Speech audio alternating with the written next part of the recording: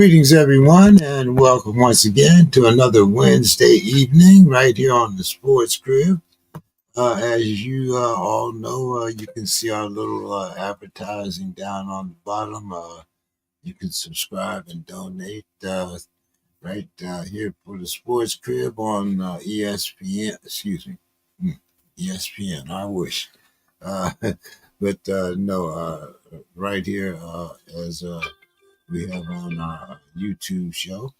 And I see our two heavy hitters are in. Dave is back from Ireland, and we have Bo in. How are you guys doing? How's it going, gentlemen? All right. Doing okay. Got back Monday. So you still jet lag, or you all right? Yeah, no, I'm a little tired. Yeah. You know, a packed 96 hours. I see you had fun though. I know we all enjoyed your pictures. That you sent. No, it was a lot of fun. It was just a jam-packed weekend, tailgates and I seeing don't bunches care of players. where I'm you go. surprised you didn't stretch it out a little bit, like make it a whole week. Yeah. Yeah, I just it's a busy month for me, so I had to get back. So Yeah, a lot of people did stick around. Some were golfing, either went early or stayed longer, went golfing, or one friend of mine went with his girlfriend to Oktoberfest over in Munich. So Nice. yeah. Oh, man, okay. Well, Yeah, the right combination is to go early and then stay late. Right. Well, I had one friend, his mother and his wife, they were supposed to come home yesterday, but then their flight got canceled. So they ended up staying later, and they'd come early too. So Nice. Hey, always good to see. I don't care where you go. Football season, there's always a Steelers fan. I swear there's penguins with Steeler feathers in Antarctica. You just can't go anywhere. At least I haven't been anywhere. Well, what amazed me were the number of non-American Steelers fans that I ran into. From That's what I said, Germany, anywhere. from England. I mean, it was pretty crazy. Yeah, I mean, Southeast Asia, it doesn't matter. If they know American football, it's either the Steelers or the Cowboys. Unless you're in Germany, a lot of hockey fans, a lot of Seahawks fans there. Okay, yeah, but and that's another thing. Talking about international, it would seem to me that Germany had always had a lot better crowds and audiences and knowledgeable than most European. That had that. What was that? What league was that, Bo? The NFL Europe. There was right. So there is actually still currently the European Football League, and then Germany actually has their own, the German Football League. So they actually have teams for the German Football League and for the European Football League. So, I mean, there's actually a lot of football played in Germany. Yeah. And that's football, not football. Right, American football. They'll specify that. And they do end up with they do have some funny rules to it. Like they can only have so many Americans on the team, but they are allowed to come and recruit Americans. And the European Football League and German Football League have a little bit different rules between the leagues as far as, how many international players they can have. But they also end up with, U.S. coaches. In fact, John Gruden last year went and worked with a couple of the European Football Leagues, teams. So it is a little more involved than you'd think. It's not quite D1 level play. It's probably like D2-ish level play, but there's with bigger guys. What's that? With bigger guys. Yeah, I mean they're pro level prospects. Yeah. I was surprised that when what was it as you were saying, Dave, that original concept NFL Europe, what it would be, those guys. Well, we did it. Those were terrible though. Well, but we had what was the guy? No Name, or what was the name? Well, James Harrison played in the either the NFL Europe or whatever its predecessor was. But I think it was NFL Europe. He actually played the year. Yeah, I think that was the first one. That was what was yeah, the kid? it was No it was Name. NFL Europe because the World League was really bad. Yeah. Right. That was what became NFL Europe. Exactly. Because Germany had the Rhine Fire and Yeah. the Galaxy. Yep. Frankfurt Galaxy. Which I went to a game in Frankfurt, 1998, and they warned me. They said it was at the Waldstadion, and they said, you better bring hearing protection. And I'm like, I've been to a million football games. What are you talking about? Well, I tell you what, before the end of the first quarter, I was taking a napkin and rolling it up and sticking it in my ears because it was the loudest stadium I've ever been in. But they're throwing firecrackers. They had drums in there. I mean, it was crazy. Well, you still had the hooligans back then too, right? Not in Germany. Like a lot of the hooligans they had in the UK and then in some of the Nordic countries. Okay. And they almost had like organized fights. But that's pretty much been. I think that's been pretty much stamped out. Oh yeah. Well, to us, I guess it's about as much as it can. But yeah. Well, I thought I'd have more of my baseball guys in here, but what's going on? You guys are the only guys on a bye. Everybody else is battling for their lives. Well, everybody else is missing this show because they're watching baseball. Yeah, the Padres won today. I mean, no, who are the Cubs? Oh yeah, the Cubs won today, so it's 1-1 in that series. I think the Guardians and the Tigers, they're tied at 1-1 also. Yankees pulled it off, so they're tied 1-1. Okay, so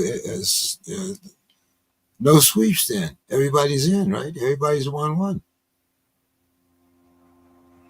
No, the Dodgers. The Dodgers are still have to play, right? I was going to say the Dodgers played tonight. They start soon. They just started. They start soon. Yeah. So that's the only one, but yeah, everybody else is tied up the series. Yeah.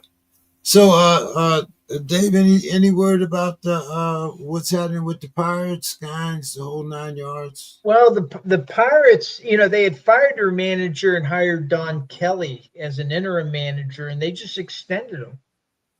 So they kind of like the they were still under 500, but they were closer to 500 under Kelly.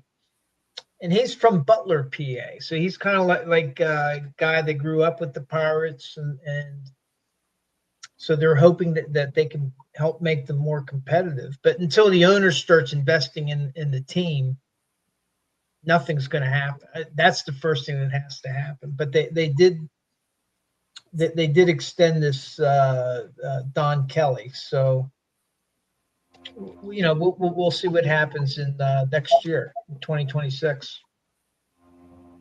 Yeah.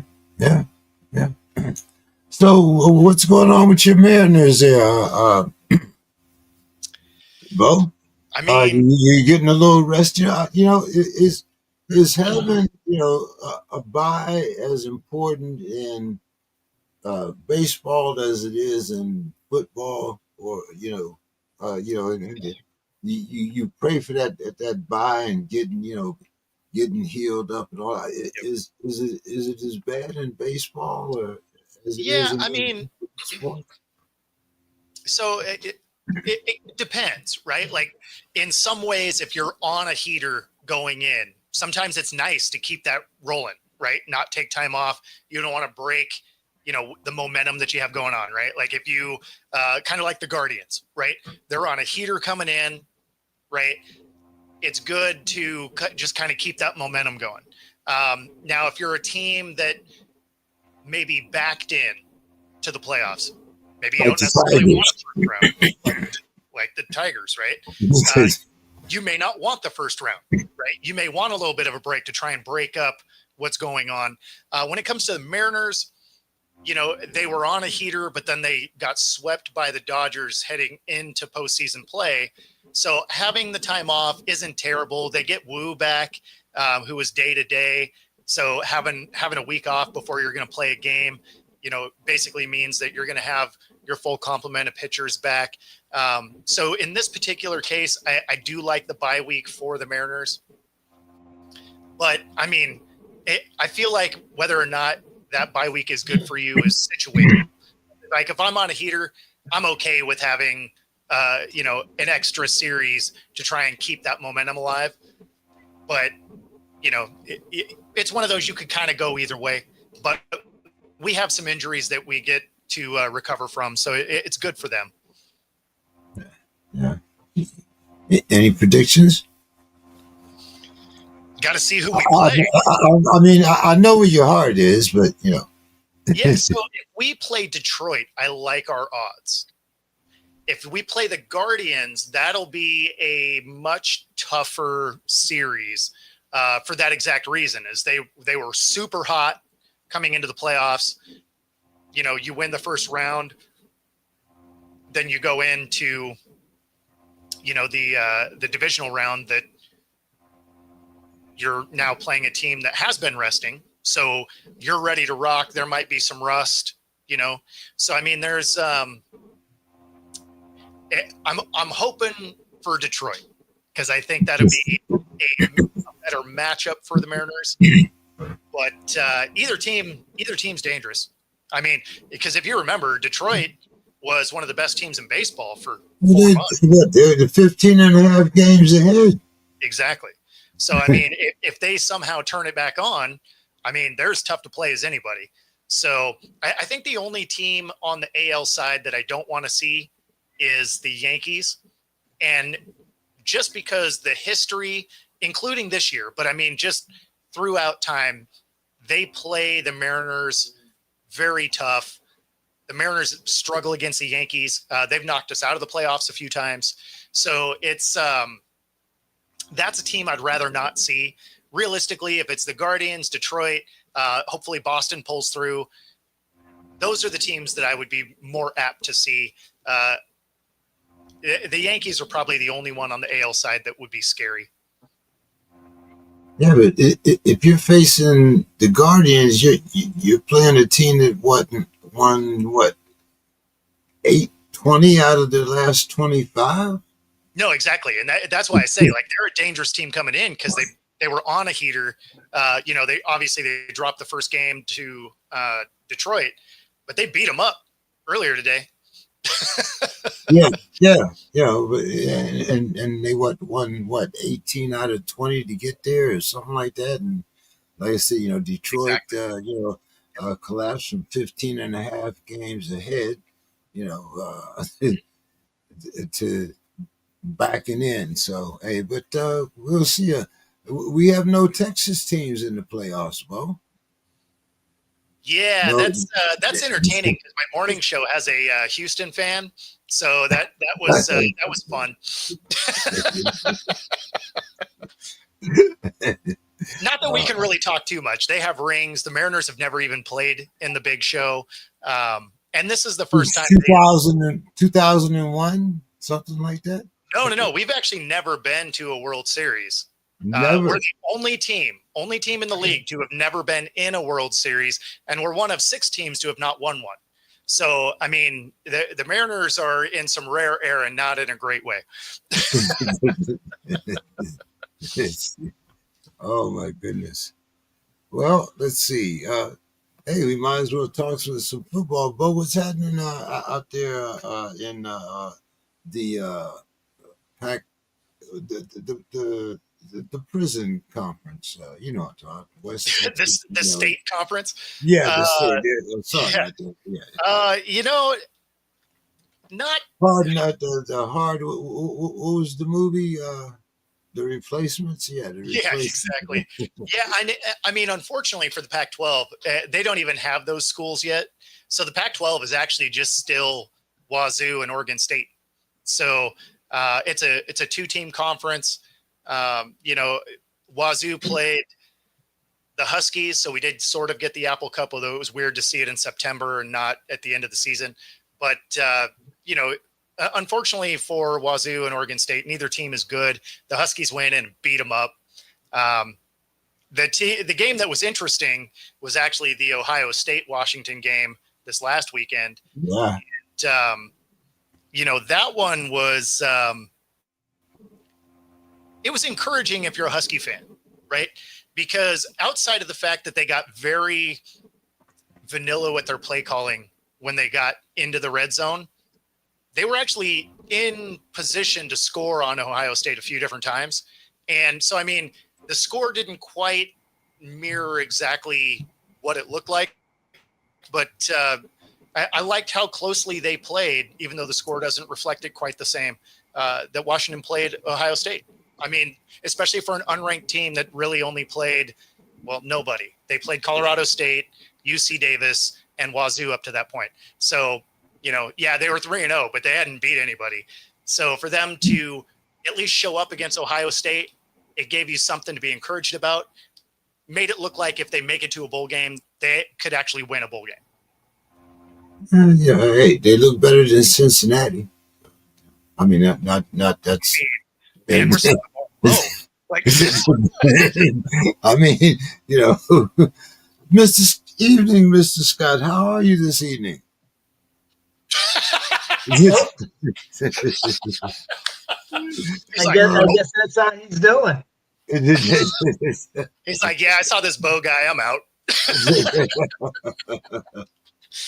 Doesn't want to talk about them twins. I know that's probably what it is.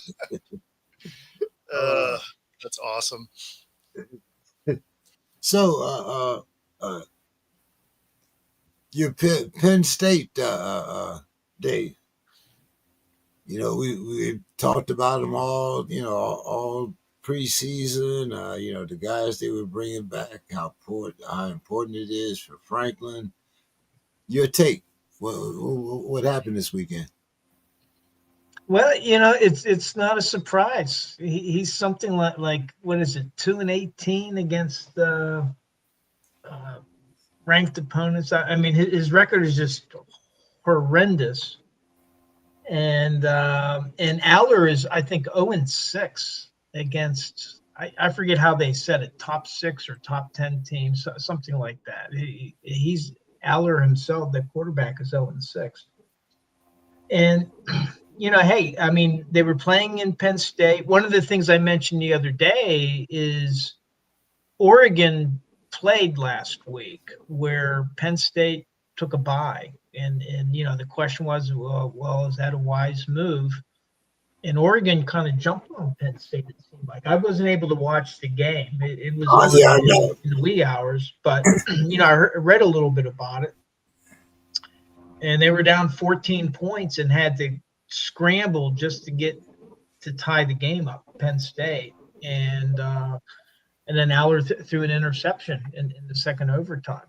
And, so for me, this was the big game. At least Oregon didn't blow them out. So I would say that Penn State's a competitive team. But if you can't win on your home stadium, well, then you're not a championship caliber team. And they still have Ohio State to play. And I know that Ohio State had a tough time, with Washington, but when they play Penn State, that'll be a different matter. It could have been that they were taking them a little lightly, but they're not going to take Penn State lightly, and that will likely be a second loss on Penn State's record. So, could they end up in the college football championship? Yeah, but it's kind of like I felt last year. They could be like top 6, but I don't see them as one of the 2 teams in the championship game. Well, what do you think about that Ohio State defense? I mean, they got a good team. I did like that Washington was able to move on them a little bit, but I mean, that was a bend and don't break, right? They got to the goal line a couple of times, settled for field goals. You can't do that against an Ohio State team. Like, it's not an option if you want to win.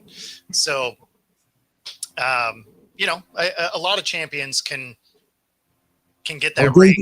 Have they given up a 4th down yet? Ohio State. Yeah, that I'm not sure. Because what was it? Last week they stopped them twice inside the red zone, once on the goal line, right? And then, yeah. Well, so for both of those though, they settled for field goals, so they didn't go for it on 4th down. But Washington, I think they did. Was it in the 4th quarter? If they did in the 4th quarter, I mean, that would make sense. Yeah. But you'd also see it coming because, well, yeah, you're far enough behind. Hey, but those, I was really surprised at that Ohio State defense. I knew that. I think the offense is maybe just catching up, but that defense is something that a lot of those boys are going to be playing on Sunday. Yeah. Let's see what else we got here. Who's that? I don't know.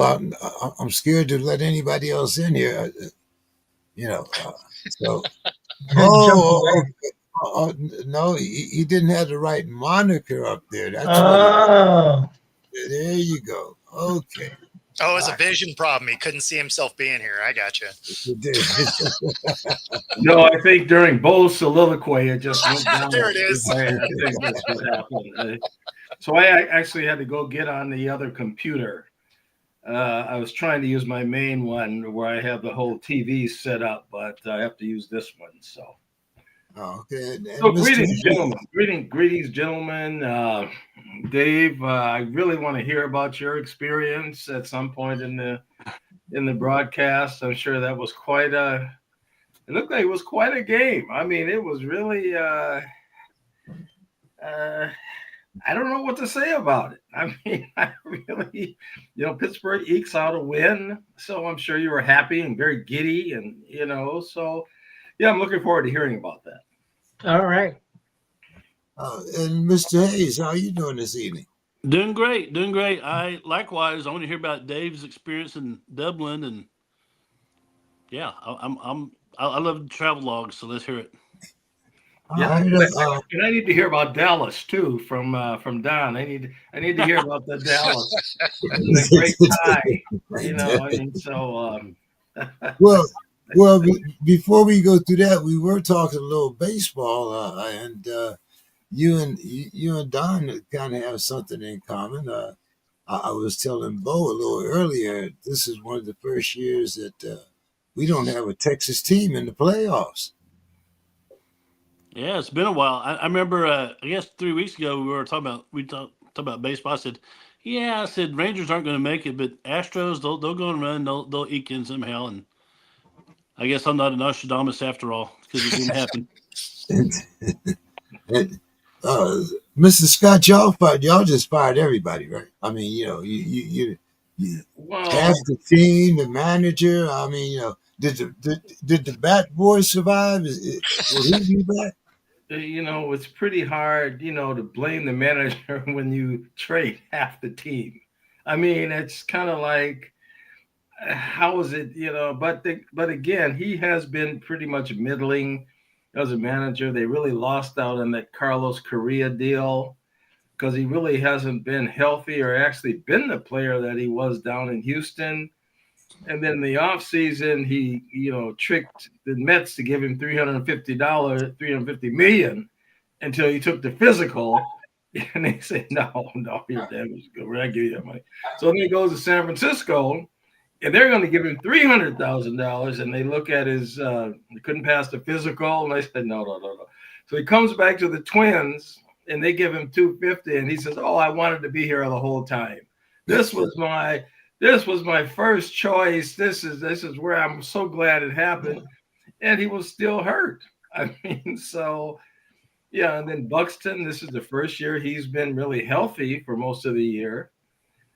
So, yeah, I think it was time for Baldelli to go. I mean, and then, like I say, it's not all his fault because they're supposed to be selling the team.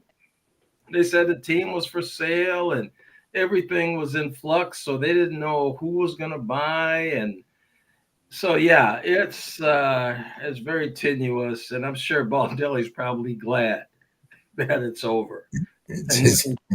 Looking for the next page of this thing. Oh, well, okay. And we were talking a little college football. Don, we didn't talk about Texas, but what about that Ole Miss? Hey, Ole Miss is, I mean, we talked about Lane Kiffin before, and, is he a good coach or not? Or is it all like propaganda or whatever? But they're showing that they can play. Right now, I'm not feeling real secure about the Southeast Conference. There's just too much instability right now. I think parity is finally showing its head. I mean, do y'all know that Vanderbilt's undefeated? Yeah. Yeah. And it would not surprise me to see Vanderbilt win it all. I mean, they had to play. I think they play Ole Miss. They play Alabama this week. Yeah, I was going to say they have Alabama. Well, yeah, they got a couple other games on their schedule where we'll see. Well, yeah, they got to come to Austin and play us, so we'll see. But I think one of the big stories was Sam Pittman getting fired at Arkansas. I mean, I've seen more coaches fired mid-season this year than I have in many years. Gundy, Pittman. Who's the other one? I'm missing somebody. I know someone else got fired. And I think Napier will get fired before it's all over with. So we'll see at Florida. Yeah, because they're reeling and nobody's taking everybody's coming in for that knockout punch. It might be a little hot down there. So let's see. I think we talked about Ohio State. We talked about Oregon. So Dave, before we get into the NFL and Well, just before that, I think this weekend, the Minnesota Gophers, who eked out a win over the great, ferocious Rutgers team, is going to be playing Ohio State for the first time in several years. So I'm going to be very interested to see how that comes out. And I think it's in Ohio State too. Last time I checked. Yeah, I hope you're not bringing a knife to a gunfight there, Mr. Scott. Especially after the way Ohio State played last week. I don't know.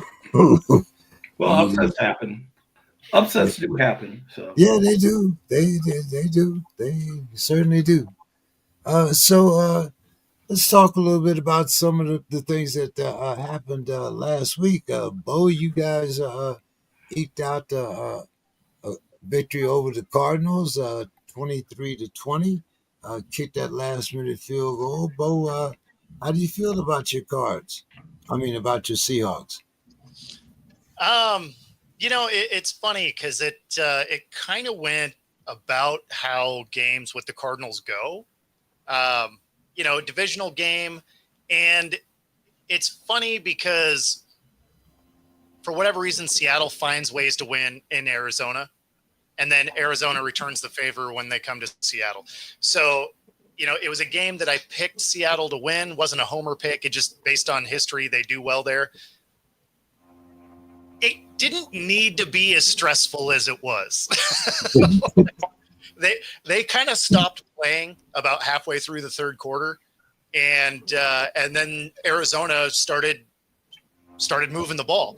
And so, like, sitting there watching it, you're like, come on, guys, like, let's just keep playing the game that's won you the game so far. And but yeah, for whatever reason, the game plan kind of shifted.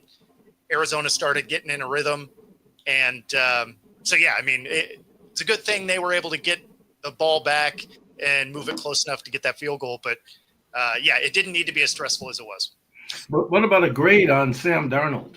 Is there a grade that you want to put on Sam Darnold? I guess, you know, and it could be overall or it could be just for that game, whatever you're comfortable with, Bo. Yeah, so I would say I'll give you an overall, right? So for an overall grade, I'd give him a B, right? You know, he has dealt with a little bit of inconsistency on the line play. And what I mean by that is the protection has actually been pretty good. So our offensive line, as far as pass protection, has actually been pretty solid, especially if you're comparing it to over the last couple of years of where they've been. One thing they haven't been able to do very well is open holes in the run game. So that is something that's still a little bit of a question mark. Obviously, our running backs are still getting yards, so it's not like they're atrocious at it. But there's something to be desired there yet. And so some of this starts to fall back on Sam Darnold. Has to be able to do a lot from behind this offensive line. And there's been times that Seattle's become a little bit one-dimensional in that way. So for him to be able to still kind of deal with that and move through it, I'm pleasantly surprised. I was wondering if when that end of it broke down, if he was going to start looking a little more like Geno has this year, where he's distributing the ball to the other team pretty effectively. So he's stayed away from that. And so, yeah, I give him a B overall as it sits. Bo, when did Charbonnet become running back number one? Ooh, man, he's going to have a tough time doing that. So ever since there was a legitimate case for him to really take that spot, he then got hurt, and then Walker rattles off a couple of really nice games. So apparently maybe Kenneth Walker needed that little bit of a poke with the stick to get going. But, you know, his last 2 weeks without Charbonnet there, Kenneth Walker is Charbonnet played a little bit last week, but the week before he was out. But Walker is definitely looked more like he did in years past than, you know, maybe towards the end of last year, beginning of this year. Okay. Dave, you want to tell us about the travel aspects first, and then I'll let you and Mr. Scott ruminate over the results. Sure.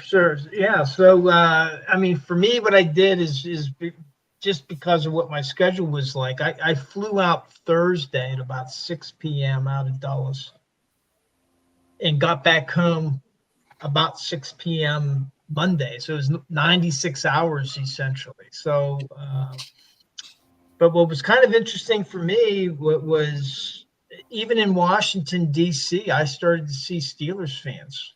And getting on board in Washington, and you know, I was flying to Frankfurt, others were going to Amsterdam, some were flying direct to Dublin. But that caught my attention right away, and I didn't see many Vikings fans, just didn't see them. But you know, there might not be a lot in the DC area. But then I get to Frankfurt. And about a 15-minute walk to my connection to Dublin. And there was 4 or 5 Vikings fans there, but there were 20 or 30 Steelers fans. And, you know, this was an Airbus, holds about 200 people. So a good percentage of the flight were people that were going to the game. Now, once in Dublin, I mean, I never stopped. I arrived in Dublin. I had a friend I had not seen since 1985, Garrett Kelleher. He's an Irishman that actually works with Ryan Fitzpatrick, who's like a he's been working with the Irish in the NFL. I guess it's kind of like an ambassador, going around, trying to market the game. But I went over to see my buddy Garrett, and we're having. He took me to the Irish National Museum and stuff like that. But then he had to go because his son was getting married. But that night I finally got checked into my hotel, and then I'm just laying down. It's early in the evening, but I'm tired because it's an overnight flight. And I got some buddies from Toronto saying, hey, we're going to this tailgate at Marion Park. So head over there, packed, hundreds and hundreds of Steelers fans. And they had the Ike Taylor, Marquise Pouncey, and Ben Roethlisberger came out. So then they talked to us for about half an hour, which was pretty cool. And then Saturday it was kind of more of the same. But what really struck me is like on the flight over from Frankfurt.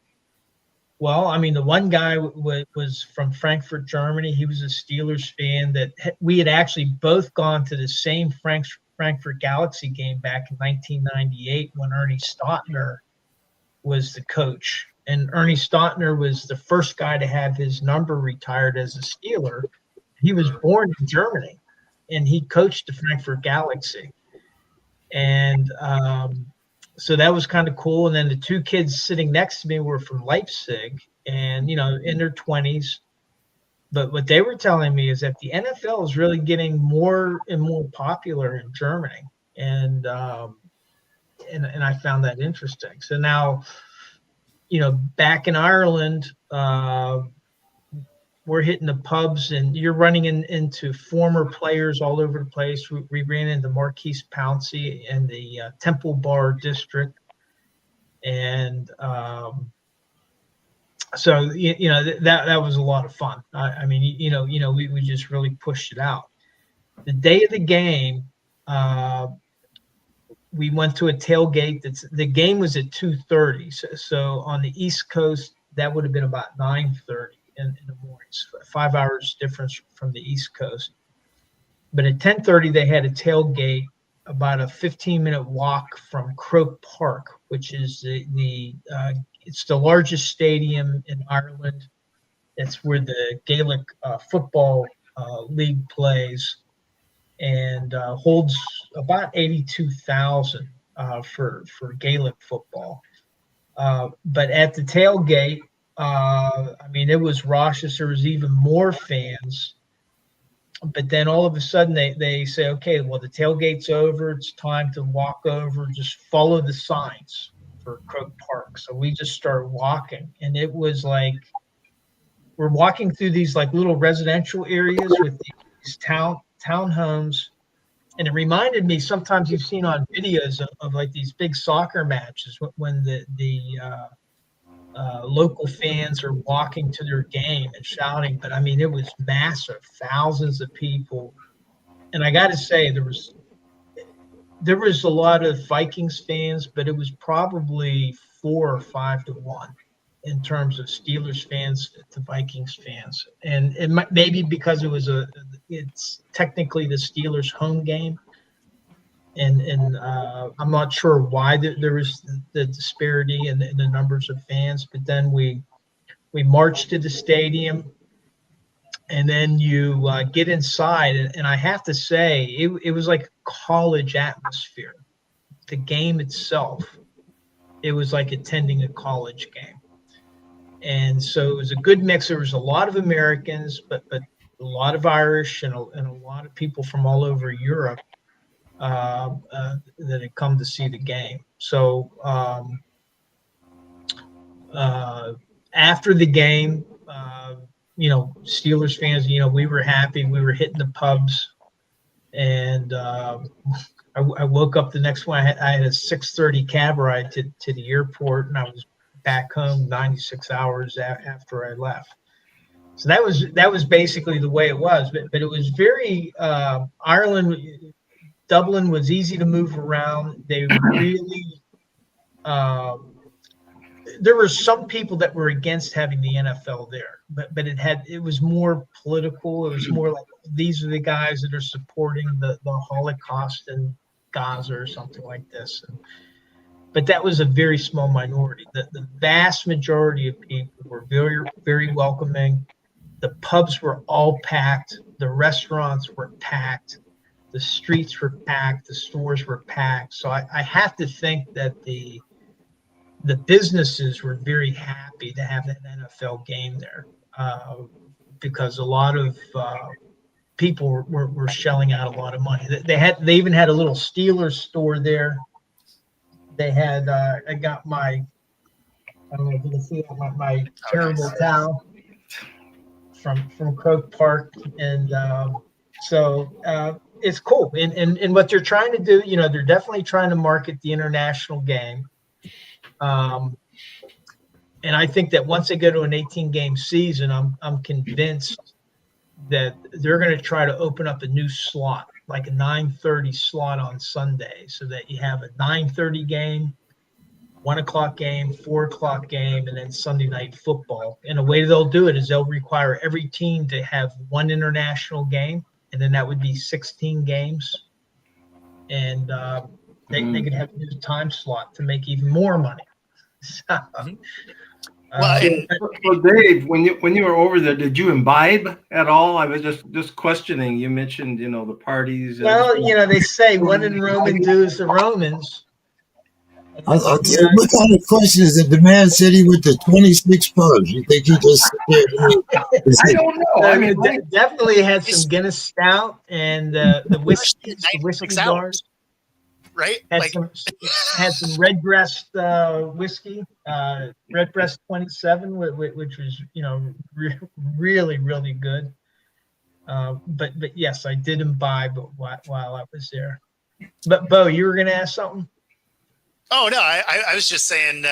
Of course you did. You did all of that in 96 hours. Like, you had to be running. Right? Oh yeah. Plus, there was a football game in the middle of that. Yeah, and that was cool. I didn't want to talk about the game itself until, but it was a great trip. And the thing is I don't like the idea of regular season games being played internationally, because I think it upsets the parity of the schedules. Like, you look at Cleveland had to travel to Detroit, get their butts handed to them, and now they have a home game. Where's their home game? They have to fly to London to play their home game. Who's already been there for a week? Minnesota. So Minnesota has, they've already adjusted to the time changes and everything. And then Cleveland has to travel for their home game to play Minnesota. And then they fly back, and they have to fly back to play Pittsburgh and Pittsburgh. But let me ask you this, Dave: are they giving any of that money back?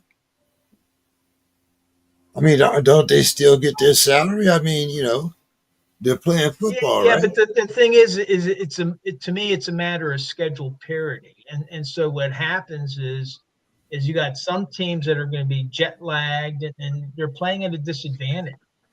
Yeah, but you said it's going to be 16 games. If I wasn't a Seattle fan, I could get on board with that. But Seattle is almost always the most traveled team in the league, so I don't feel bad for any of these teams. Right. But the thing is basically from Seattle, you're talking 3 time zones.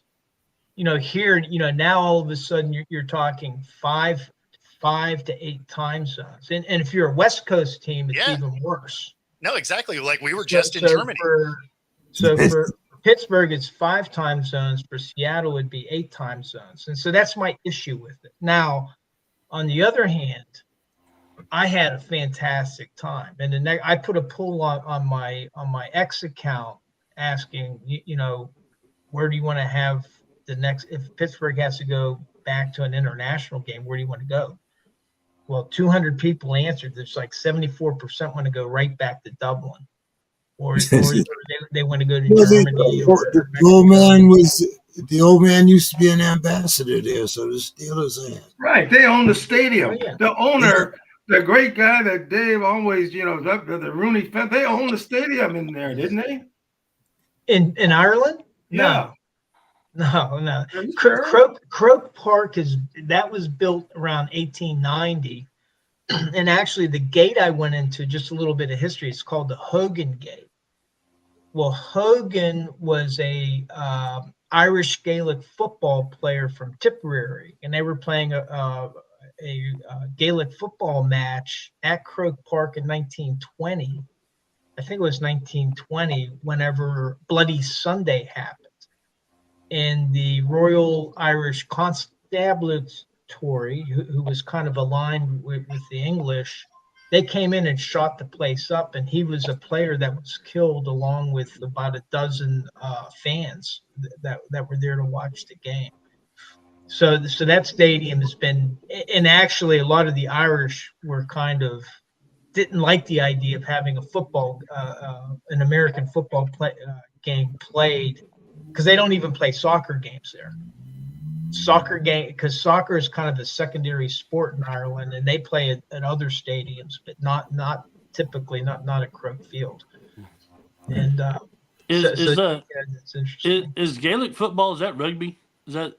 No, it's a different sport, and Okay. they play 15-a-side like rugby. There's tackling. It's a round ball, the size of the field, much larger than a football field. It's like 110 yards long, 75 yards wide. So it's a much bigger field that they're playing on. More like soccer size. It's more like our football. Well, it's more rugby than it is soccer then. As there's tackling, it's a pretty rugged sport. Yeah. So. You talk about Cleveland getting screwed, by having to travel over there. I think the worst part for Cleveland is having to fly back to Cleveland. Well, yeah, there's the mistake on the lake. That's true. They left Cleveland. What do you mean the bad part is going back? They left there. Why? I mean, come on. They're in Baltimore. But the Rooney family has something to do with that stadium. There's something. No, they do not. They may not own the stadium, but they were part of maybe the thing that put it together. I'm looking at this thing now. Rooney has something to do with it. So this was a setup. It was something that the Rooney family has something to do with. They have a connection with that stadium. And Dave, I'm sure you know that. They do not have a connection with that stadium. They have a connection with Ireland, and what it is that Dan Rooney was the ambassador to Ireland under the Obama administration. And they did, and they've been lobbying to have a game in Ireland for a long time. And I think that Dan Rooney had kind of set the stage for college football. I think that they have like a season opening game in Ireland now for college football. Oh yeah, they do. Yeah. And that's something that's been part of this whole thing of expanding the game outside of the United States. And they're introducing flag football and all that kind of stuff. But the Rooney connection, makes it something you have to look at. No, I'm not a conspiracy. I'm at least one that's conspiracy. But when you look at the officiating in that game, when you look at the turnovers, we can get to the game. We can talk. I like that you're. I'm not a conspiracy theory, but this segment also brought to you by Reynolds Wrap. Like we're oil hats all over the place.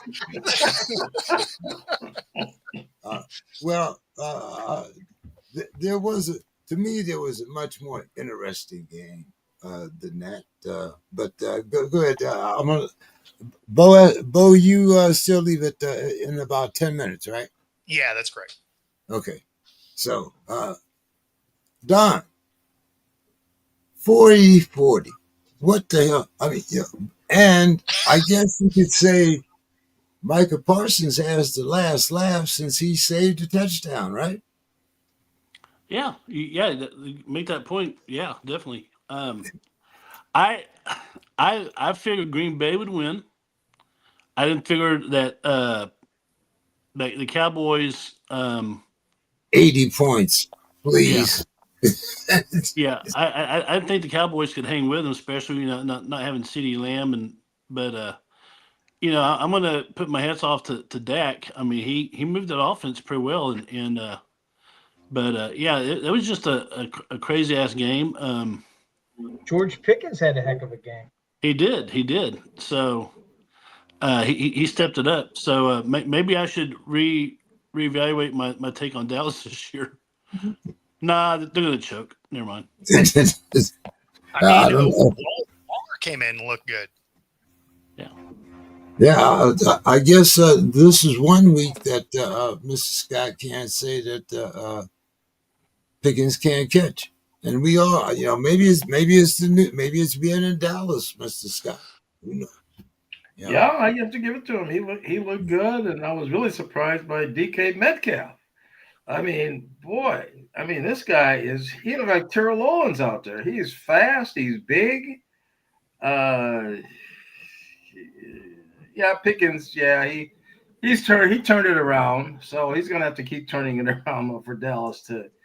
Well, there basically is no one else until CD gets back. Yeah, And as for Metcalf, he caught the routes that he usually catches. It wasn't like he did a whole lot, But anyway, so Mr. Scott, are you? Mr. Wentz is what, 1-1 now? Well, Mr. Wentz, you can't turn the ball over. I mean, if he hadn't turned the ball over, they would have been in fine shape. I mean, everything was going good, but the turnovers, that's what kills you. And so Wentz, when you've been with 6 teams, 6 teams, got rid of you. So, I'm sure as soon as McCarthy gets well, he'll be back in there. But if they lose this game to Cleveland, see, this is one of the, you want to talk about a trap game. You want to talk about a trap game. This is it. So if they lose this game, this thing could be gone. This thing could go haywire real quick. And I just realized I said Waller. I meant Ferguson. Although Waller did have a good day, but not for the Cowboys. Yeah, Waller did have a good day. Looked like the old guy. Dave, you want to catch us up on what's going on? Were you able to get the last picks for last week? Oh yeah. Well, I just wanted to say something about the game, the Pittsburgh Minnesota game. First of all, like I mentioned, it was like a college atmosphere. The stadium was close to full, about 74,000 people, I think they say, and I think that was an accurate figure. The game itself, it was a good game, and I think that everybody was kind of saying that is it O'Connell and Flores were just going to coach circles around Tomlin, Terrell Austin, and Arthur Smith. But I think that actually there were some bad coaching decisions that Pittsburgh made, but I think that they actually had a better scheme. And what they were doing is they were coming out with their jumbo packages, and they were just able to handle Minnesota's defense. They didn't quite know how to handle those jumbo packages. And I thought that Pittsburgh was going to lose whenever Jaylen Warren they said he was inactive. But Gainwell, who they picked up from the Eagles this year, he had an inspired game. The officiating that Anthony is talking about, most of the fans, they were booing the officials, but they were booing them over the touchdown that they took away from Jalen Ramsey and the interception that they took away from James Pierre that would have ended the game, and that was what the fans in the stadium were upset about. The Vikings have had a lot of injuries in their offensive line. And during the game. During the game, they lost a lot of people in the offensive line. Yeah. They did. I mean, you could see them on the ground. A couple of the big guys. One was actually on a special teams play that got hurt, and but then we lost Calvin Austin. Jalen Ramsey had gotten hurt. He pulled a hamstring. Darius Slay had to come out for a few snaps. Brandon Eccles got hurt. So our secondary that was already short of Joey Porter, they were kind of decimated. But it was a good game. Is Ramsey out for the year? Is Ramsey out for the year? That's a hamstring. So it's just a matter how the problem with hamstrings is that it could be this week. It's going to be 2 weeks or is it going to be 4 weeks? And then they linger on top of it. Right, exactly. And so and for Austin, we'll know more Tuesday. He hurt his shoulder, and so they got to figure out a punt returner, because he's the primary punt returner and the number 2 wide receiver, which Roman Wilson only has 1 catch on the year, but it's up to him. But for that game, it was a very good game, and Minnesota has a really good defense, and Aaron Rodgers, I got to say, he only had 200 yards passing, but he didn't turn the ball over. And it was pinpoint passing. Yeah. I mean, Wentz was getting punished. He was hit like 14 or 15 times. I mean, he was getting clobbered, and he was sacked 6 times. Reg is here. He's in the background. Okay. So, and anyway, that was my thoughts on the game. I mean, Pittsburgh needed the game. Hopefully, Minnesota will beat Cleveland next week. That would be nice. And they better. That's where we're at. They better. What's up, fellas?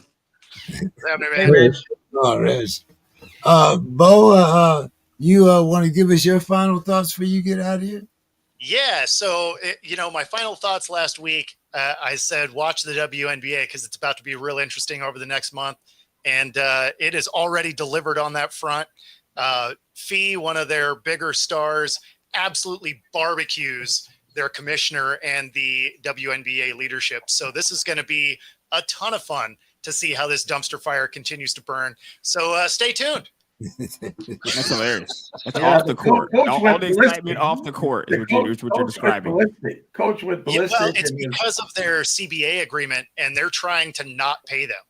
And the thing that's funny is they're not going for anything crazy. They just want what every other collective bargaining agreement across every other sport does. And they just signed a TV deal worth $2.2 billion.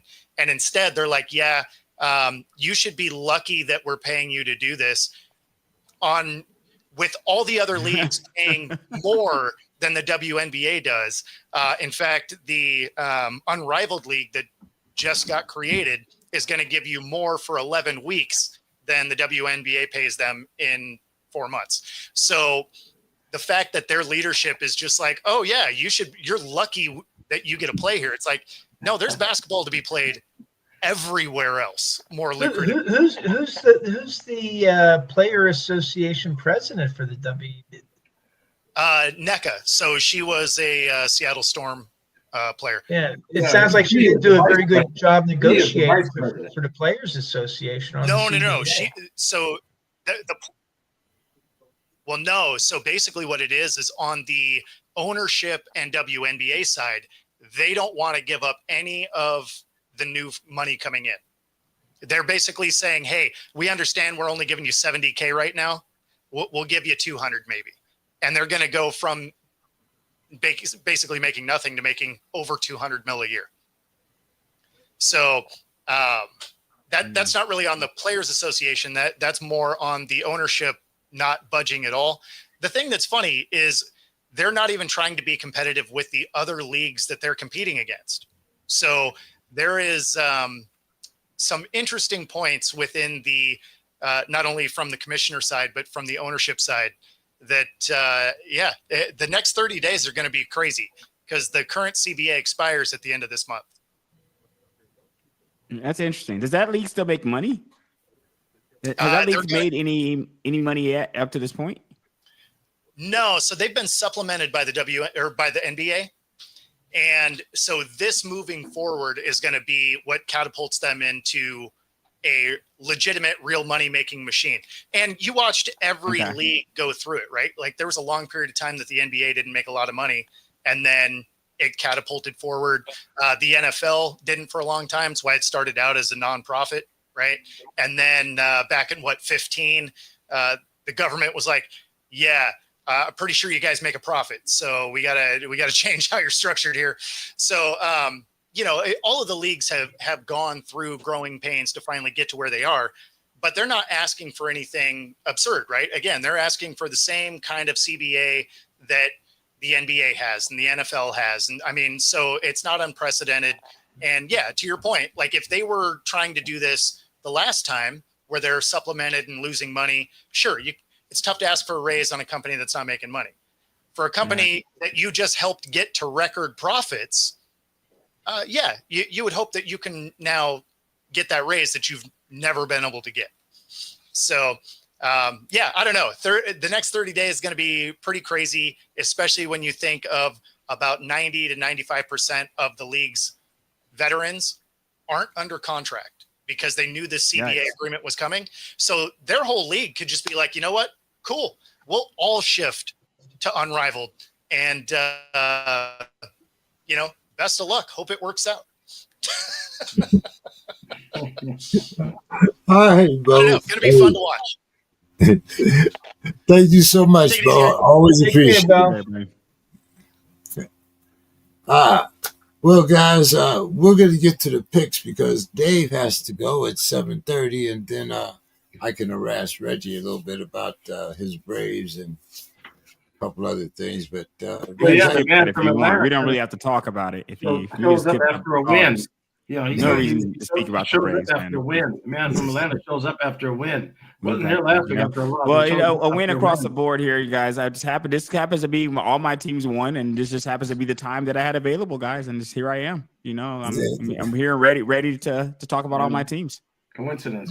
Well, we're going to come back because Dave got to give us a recap and then get the numbers down before he goes. So, Dave, how's the recap first? All right. So in week 4, again, we had 32 picks, the 16 spread picks and the 16 over and unders. I'm just doing horrible this year. I only had 12 correct. Demetrius and Don, you guys had 14 out of 32 correct. And James or Anthony, you had 15 correct. James, you had 17. Okay. But Bill, he had 20 out of 32 correct. He smoked it. Nice. So for the season, in 6th place, but answering all 4 weeks so far, I'm at 41.4%, which is pathetic. In 5th place is Demetrius at 46.9%, and he's answered every week. Mm-hmm. In 4th place, James, you are it, and you're just over 500. You're at 50.8%. And in 3rd place, Don, you're at 51.6. Anthony, you're in 2nd place, 52.1%. And Bill missed the first 2 weeks, but in week 3 and week 4, he's a smoking 57.8% on his picks. So sounds like if you're going to follow a cab, you might want to follow Bill's cab. Sounds like it. So, all right, let's get our picks in here before you leave, Dave. So we'll start with tomorrow night's game. We have the Battle of California, 49ers against the Rams. The 49ers are actually getting 6.5. The over-under is 47.5. Dave, let's start with you. With me, okay. Yeah, the 49ers have a lot of injury problems. They are getting 6.5 points, but I'm going to go with the Rams and the over in that game. All right.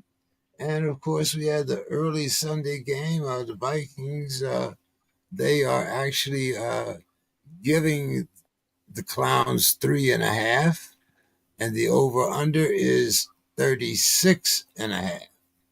Yeah. Now Cleveland has a really, really good defense, but they're also going to be pretty tired. I'm betting. And the other thing is, I hear that they've benched Joe Flacco, and they're but Gillen not Gabriel. going with Shader Sanders. They're going with the kid from Oregon as the starting quarterback. So I'm taking Minnesota, and I'm taking the over. I'm thinking that maybe the Cleveland defense is going to be a little tired, and they've given up some points too. It's not like they've been shutting everybody down. So I'll take Minnesota in the over. Okay. Mr. Scott. Do I have to? Well, you got to do the first one. If you don't do the second one, you got to do the first one. 49ers and the Rams tomorrow night. Well, I think the Rams are good, and San Francisco's kind of injured, better. I'm gonna take the Rams. See, I think that as of today, it's Purdy, Purcell, and who else? I know they have three players out. Purdy and Purcell are the two main ones. But and they're still 3-1 though. Yeah. Yeah, I'll take the Rams in the under. Okay. And what about the Clowns? You think you're gonna beat the Clowns, or you think they're gonna come over there and raise hell? Well, I have to say they're gonna beat them. I mean, it's only 3.5 for 36. I mean, they gotta take the Vikings in the over. I mean, okay, all right, Don. I'm gonna go Rams in the under on that one, and then let's see. I'll you know what? I'll go Vikings in the under against Cleveland. I'm going to go Vikings in the under, and I'm going to go Rams in the under. Reg. I don't really know why I'm participating in this because I sucked so horribly last year. Like, I'm not really sure why anybody would ever listen to my picks. When I feel like I bombed on all of this across the board, whether I was picking over, under, or I was picking the games, I bombed 100% across the board. So you're helping out our egos, is what you're doing. I mean, that's just what happened. Hey, I call it like I see it, guys. For the good or bad, you know what I mean. It doesn't always work out for me, and this is one of those cases. It just hasn't worked out. I'll say something if you want me to say something. I will, but I'll have zero conviction in what I say here. All right. So I'm going to go with the Rams. But I'm only going with the Rams because people have gone with the Rams on this just what happened. Like, I think two people just went with the Rams. So I'm just going with what they went with. And they have pretty good percentages. They've been winning. So I'm going to go with the Rams as well. I'm going to go with the Browns. I'm going to go with the Browns. Nope. Change that. Got to go with the Vikings because they're both playing young quarterbacks out there. And the Vikings are not young quarterbacks. They're both playing replacement kind of QBs. Is McCarthy coming back or no? Is he gone for this week? Not this week. Yeah. So it'll be Carson Wentz out there? Yep. I'm going with the Browns. Going back. I'm back on the Browns again. Back on the Browns. But with zero conviction of this. I have no conviction. How about the over-unders? Over and unders. I'm going to go over. I'm going to go over on the Browns game. Over 36.5. And then I'm going to go Rams 49ers. No Purdy. Under on the Rams game. Okay, we got everybody. All right, we'll start, Reg, then. The Raiders are getting 6.5, playing the Colts, and the over-under is 47.5. Reg? Okay. I'm gonna take. I don't know, man. Gino's been playing very questionable lately. Very questionable for Gino. I think I'm gonna have to go with the Colts here. The first Colts. Are they at the Colts? Yeah. Yeah, I'm gonna go Colts. Well, Colts, and I'm gonna go under 47.5. Okay. And we got the Giants getting 2.5. Playing the Saints. And the over-under is 40.5. Yeah. I mean, the Saints are what difference a favored. week They're makes? 0-4. What a difference, man, a week makes. I mean, that's kind of sad, right? That's a little sad. I mean, after the week, especially the way the Giants looked last week. I mean, Dart, they look like a Super Bowl team last week. I mean, from the valleys, the peaks and the valleys, huh?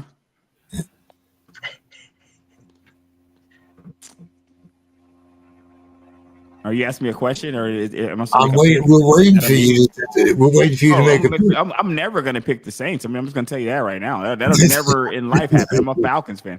There's no reality in where I picked the Saints, and being that the Giants didn't look like complete crap. I feel pretty good about this pick. I actually feel good about this pick. I mean, I don't think the Saints should be favored in any game. I don't know what they've done to be favored anywhere. So I'm taking the Giants here. And I'm going to go 40.5. Let's go over. Yeah, I'm going to take the Giants in the over, and I'm also going to take the Colts in the under. Don? I'm going to take the Colts and the under.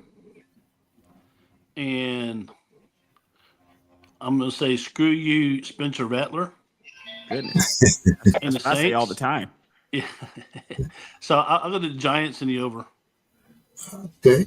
Mr. Scott? Yeah, both of those quarterbacks with the Colts and the Raiders, they really need to show more. But since the Colts are at home, I like Jonathan Taylor, your running back. So I got to take the Colts, and I'll take the under.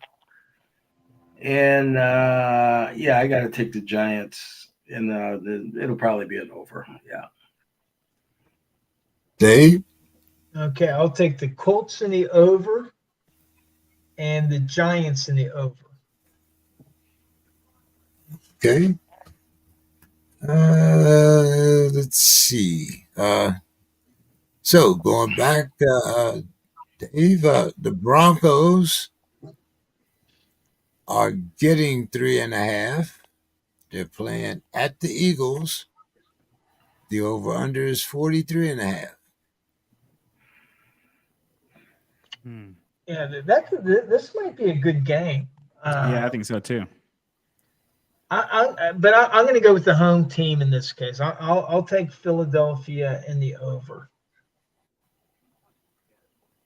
Okay, and we have the Texans. They're getting 2.5, and they're playing against the Ratbirds. And right now, they have Lamar listed as doubtful. Wow. Yeah, but they still got the Derrick Henry. I'm going to take. Because so many times we were taking Houston and then they were flopping, and I think Houston could be a good team. But I'm going to take both. I'm going to take the home team again, Baltimore in the over. Yeah, I think even if they are trotting out the ex-Cowboys back up, I got to take. Well, it's choking me here, but anyway. I'm taking the Ratbirds, and I'm taking the over. The Ratbirds gave up 40 points in 2 games, right? Anyway, and I'm going to take the Eagles, and I'm going to take the under. Who did we get? Don? It's me. I'm going to take the Eagles in the over. And I'm going to take the Texans in the under. Mm. Okay. Mm. Yeah, that's a good. I like that one. Just kick them while they're down, right, Don? Well, hey, Lamar. Without Lamar, you're a different team. So. Yeah, for facts, absolutely. Yeah. I just don't think that Baltimore relies on Lamar as much as Cincinnati was relying on Burrow. Yeah, for sure. I agree as that as well. Go ahead, Reg. I'm going to take the Eagles and the over. I don't, man. That really worries me actually because they both have good defenses. That worries me. I still like the Eagles. Yeah, I'm gonna keep that there, but I'm not really. That's shaky there. I like the Texans though. I like the Texans, and I'll take the over. Okay. Mr. Scott. Oh boy, I'll take the Eagles. I'll take it under, and I'll take boy. I guess I gotta take Baltimore in the under. The Eagles in this fake tush push. I mean, I thought the whole tush push thing was illegal in the first place. I mean, you should never could do that playing football. You couldn't just at one time it was illegal. Yeah, that's what I mean. It's just so they can do that, they can fake, but it's going to come down to them in Kansas City. I mean, I don't even know why we even, it's going to come down to them too. So Again. Okay. So sticking with you, Mr. Scott, we got Jerry's boys. They're giving the Jets 3 points. The Jets are playing at home. The over-under is 47.5. And no 80s this week, huh? No 70s. Oh, all right. Mr. Scott. well, I'll definitely take Dallas in the over. Okay. And we have the Dolphins. They're getting 1.5. They're playing at the Panthers, and the over-under is 45.5. Well, apparently the Panthers are better than we give them credit for. The Finns, they're just all disarray with the big injury to Tyreek. Tyreek is gone for the year. He's gone, maybe gone for good. So I've got to take the Panthers 31. in the under. I'll take the Panthers in the under. All right, Don. I'm gonna go Panthers. What's the points? 45.5. I go Panthers in the under, and I'll Dallas is giving 3. I'll go Dallas in the over. All right, Reg. I'm gonna go Dallas, and I'm going to go. Let's go over on the Jets. You know what? Nope. I'm gonna go under. Let me take the under. Under, but I'm taking Dallas though. Okay. Dolphins. I'm gonna take the Fins, and I'm gonna take the over. I'm gonna take the Panthers and the under, and I'm gonna take Jerry's boys and the over. Dave? Well, I went back and forth because, Miami had beat the Jets. I'm going to take Carolina in the under, but I'm going to be the naysayer in the other game. I know that the Jets laid an egg down in Miami, but I'm going to take the Jets in the under. I'm just hoping that their defense can come around. Aaron Glenn is supposed to be this great coach, so get her done. All right. Don, we have the Buccaneers. They're getting 3. No hook, just 3. They're playing the Seahawks, and the over-under is 44.5. I'll take Tampa and the under on that one. Okay, and staying with you, Don, the Titans. They're getting 8.5. They're playing the Cardinals, and the over-under is 41.5. I'll take Cardinals and the under on that one also. Okay. Reg. I'm going to take the Bucks. And I'm going to go under. Take the Bucks and under. And man, the Cards, man, no respect for the Titans here whatsoever.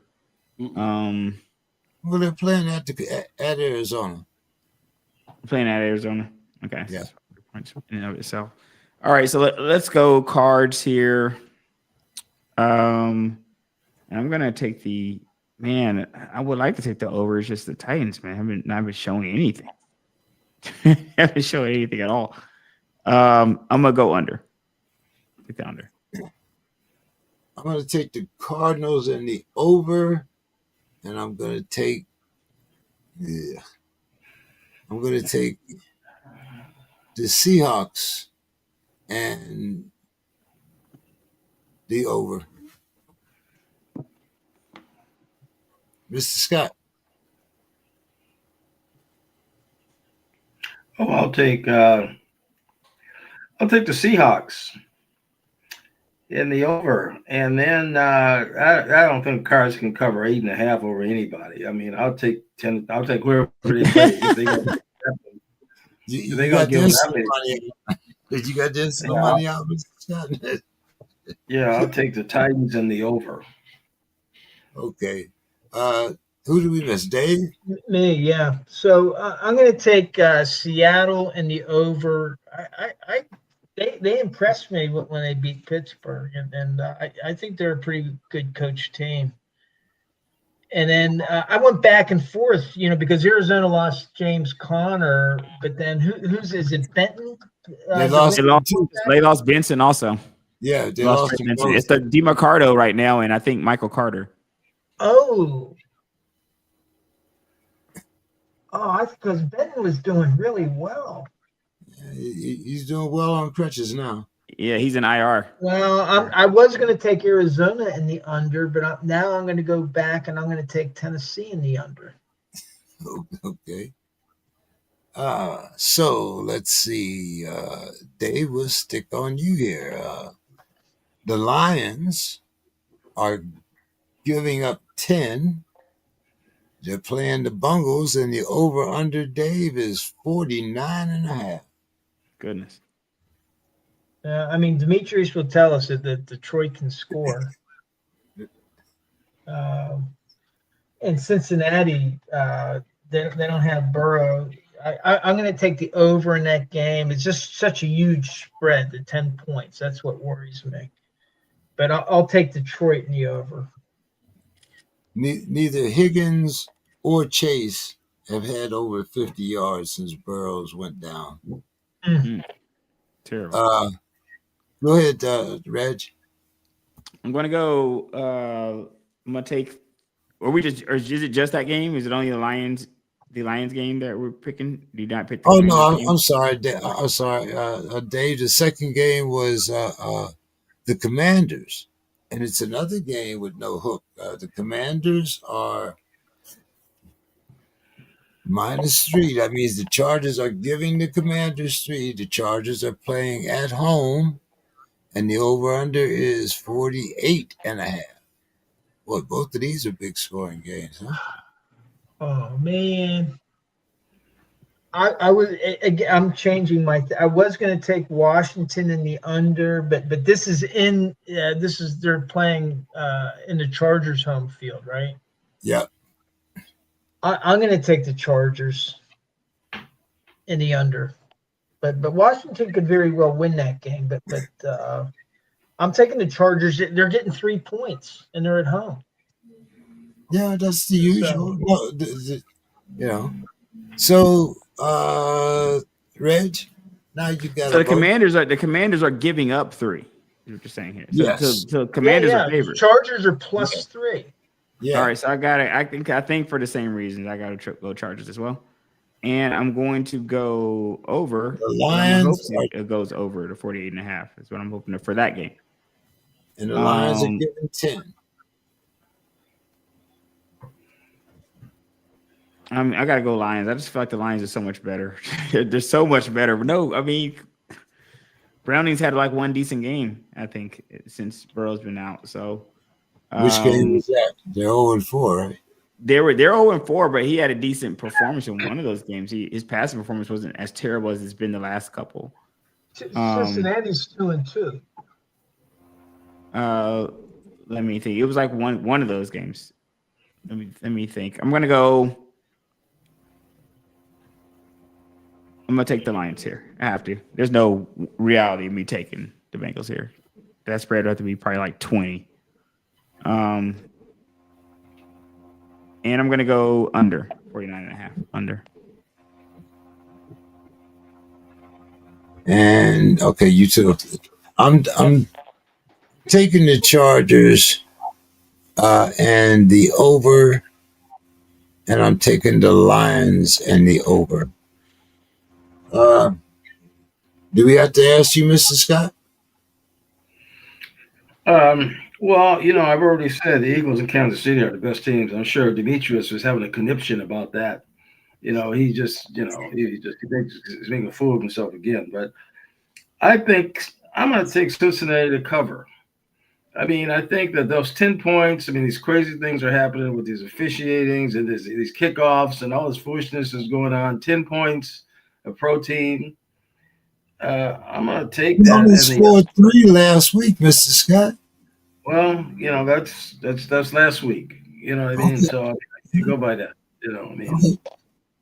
Oh, they are playing. They are playing at home, though. So you're right.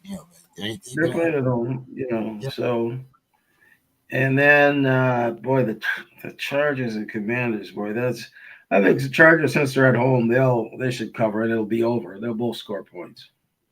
And did you take the over or the under in the Cincinnati-Detroit game?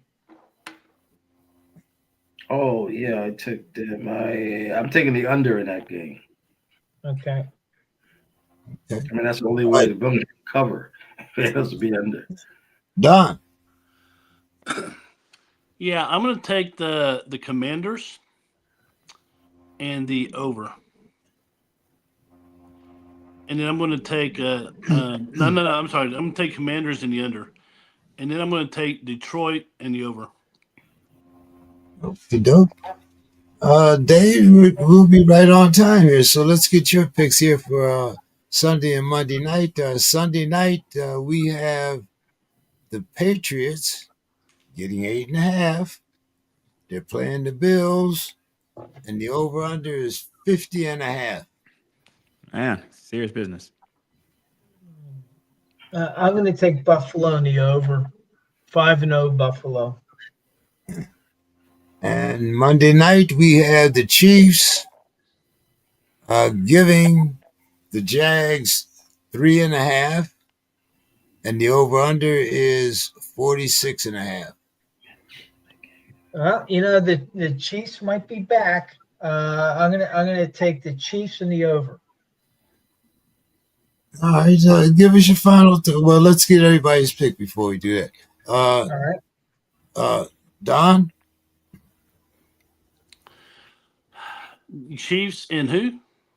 The Chiefs and the Jaguars. I'll go Chiefs and the over.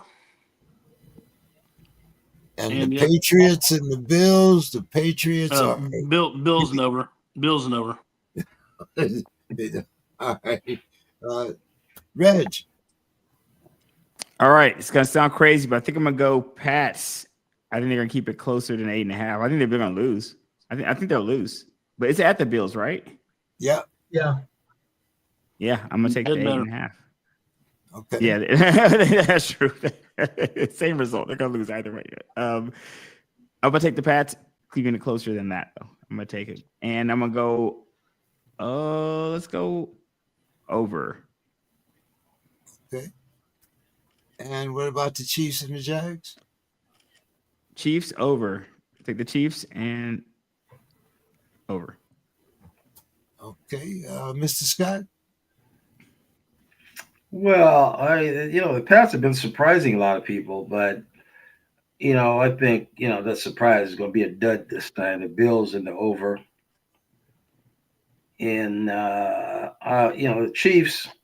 Like I say, I mean, until you kill the head of the snake, they're going to keep winning. So I've got to take the Chiefs in the over. And it just seems like there's a team missing on this thing, isn't it? Isn't there an Atlanta team? Don't they play this week? Nope. We don't, as a matter of fact. They're on the bye. Oh, okay. I thought there was some shenanigans going on. Okay. Nope, they're on the bye. The bye week start this week, Mr. Scott. Starts already. Okay. All right. Well, I'll be able to get them later. So there'll be plenty of time left for onto the season for that. I'm gonna take the Bills and the over, and I'm gonna take the Chiefs in the over. Dave, give us your final thoughts, my man. All right. Well, I'll just. For me, I'm still excited about the game. I know that, Anthony's can't be too happy about the loss. But, for me, going to that game was really, really something. And nice. All the fans, and I got to say, with the Minnesota fans, they were the most polite fans that I've run into. They were coming up to Steelers fans and congratulating them on the win. It was like, wow, I'm not used to that, because usually, the Baltimoreans and, the Bengals throwing cans at Ben Roethlisberger when he was being stretchered off a field. And the Vikings fans were very nice. And the whole atmosphere there was really, really cool. And it was like for me, it was like a college atmosphere. And I really enjoyed it. And I know that I've been a naysayer about the international game, but I tell you what, if Pittsburgh is in another one, I'm going to try to go, because it was a really fun experience. And I met a lot of people from all over the place. And that was kind of neat. Not just Steelers fans. There was the Vikings fans.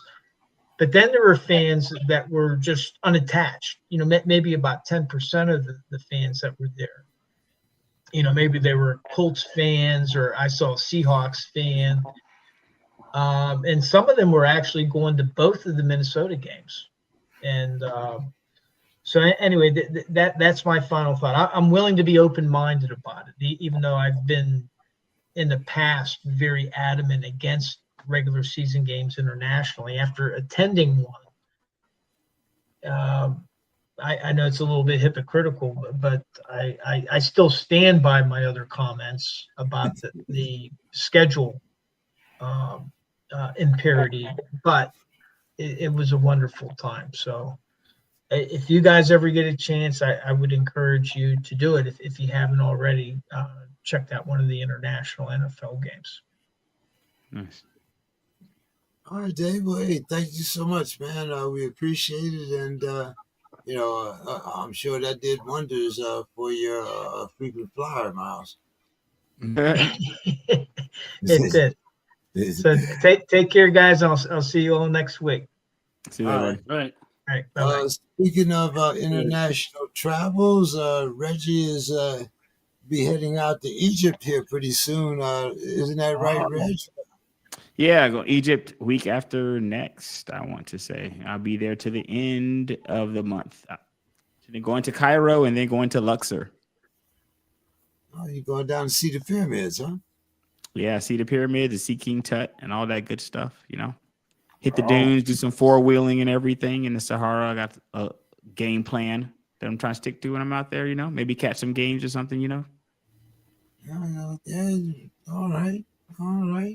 Wow. So now that we've talked about the good, let's talk about the bad. What's up with your Braves in next year, Reg? Well, Amanda's already out of here. And this year is a forgotten year kind of going into. I told you early into the season, it just didn't feel, it never felt right, to be honest with you. We were able to kind of use it coming off the Strider and Acuna injuries early as an excuse, but it just never seemed like we got our legs under us this year. So it's kind of hope springs eternal for next year, but I don't know what's going to be different. I'm not exactly raging into next year, ready to run out there with the flag. I got to see exactly what they're going to do, what changes they're going to make, but definitely a forgotten season for Braves fans. I know. Now let's talk about some good stuff. Your number 17, Bama, knocked off number 5, Georgia, Reg. Yes, I enjoy talking that to all my Georgia friends here, as I am in Georgia, and I very much enjoy talking it to them. You know, they heard from me that night. You know, expected, unexpected. Trying to get that. I mean, I can't say it's expected. You went into Athens, going into Athens and getting a win. I mean, maybe they expected the team, maybe the people they talk to themselves, and us as Bama fans. You're nervous.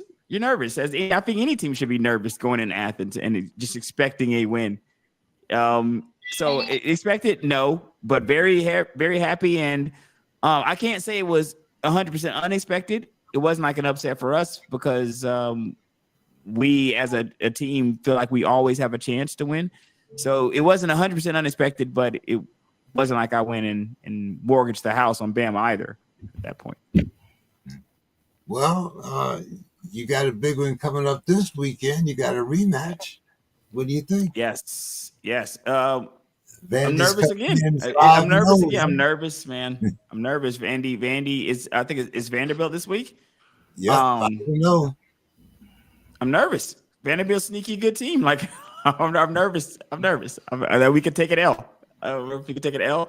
We lost to Florida State, man. Like once you lose to Florida State right out the gate, you're nervous about every other game now. Like there's no resting on no laurels here in Bama. We got to get clear, but maybe 5 or 6 games clear of that Florida State loss, and maybe you can talk to me then, and maybe I'll start to feel good. Talk to me when I come back from Egypt. That's gonna be the time I start feeling good about Bama. When I come back from Egypt, we got a few wins under the belt. Maybe we could talk then. But right now, I'm still nervous, and I'm nervous for this weekend.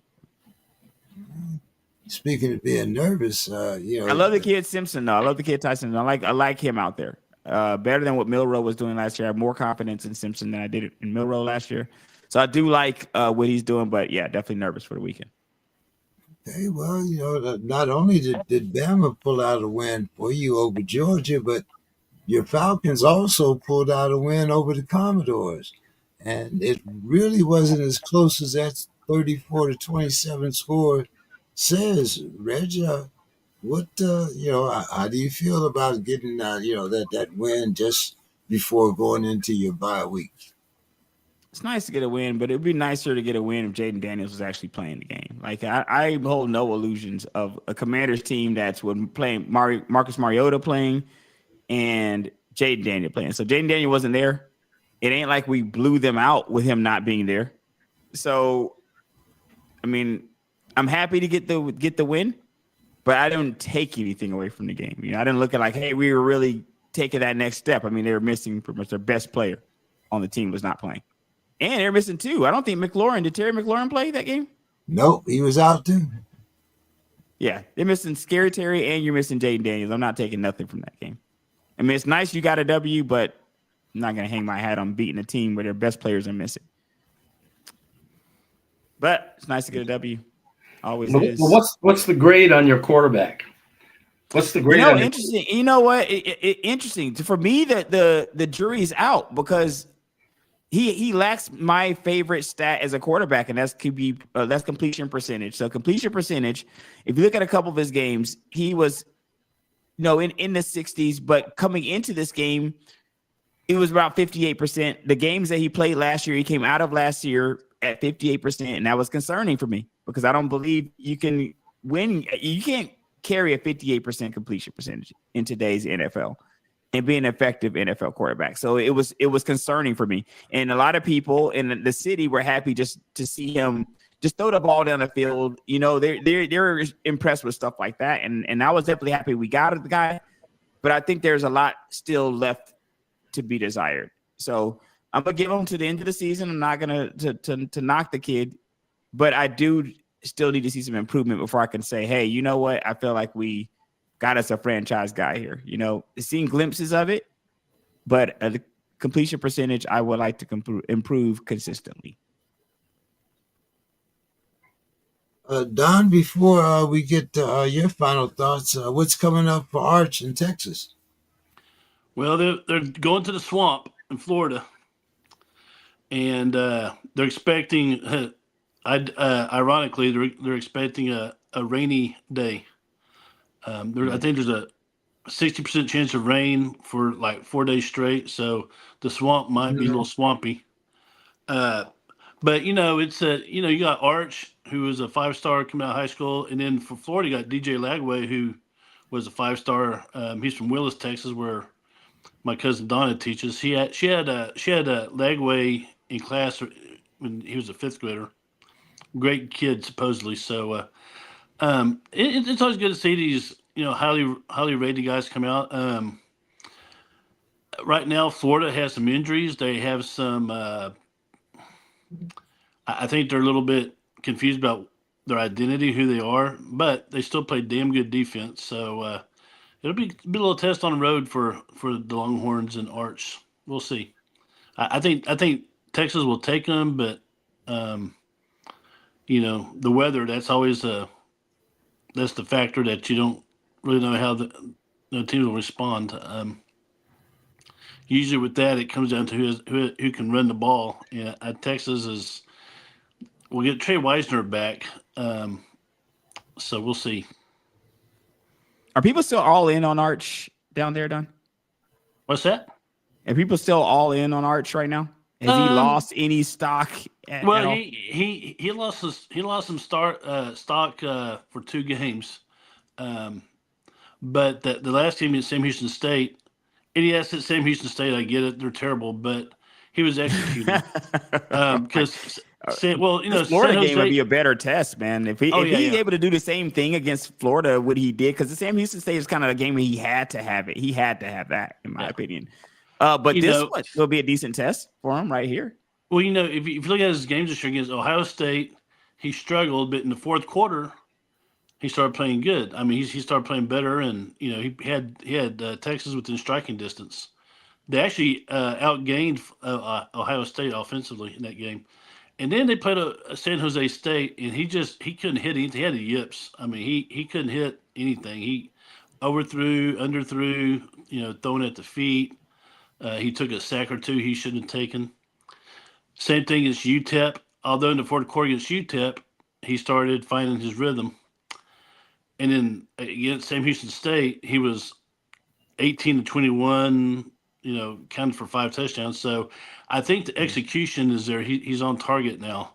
If he can maintain that, Texas will have a great season. But got one game at a time. But as far as people being all in on Arch, I would say about 9% are still with him. So that's a good percentage, though. That's pretty solid. Yeah.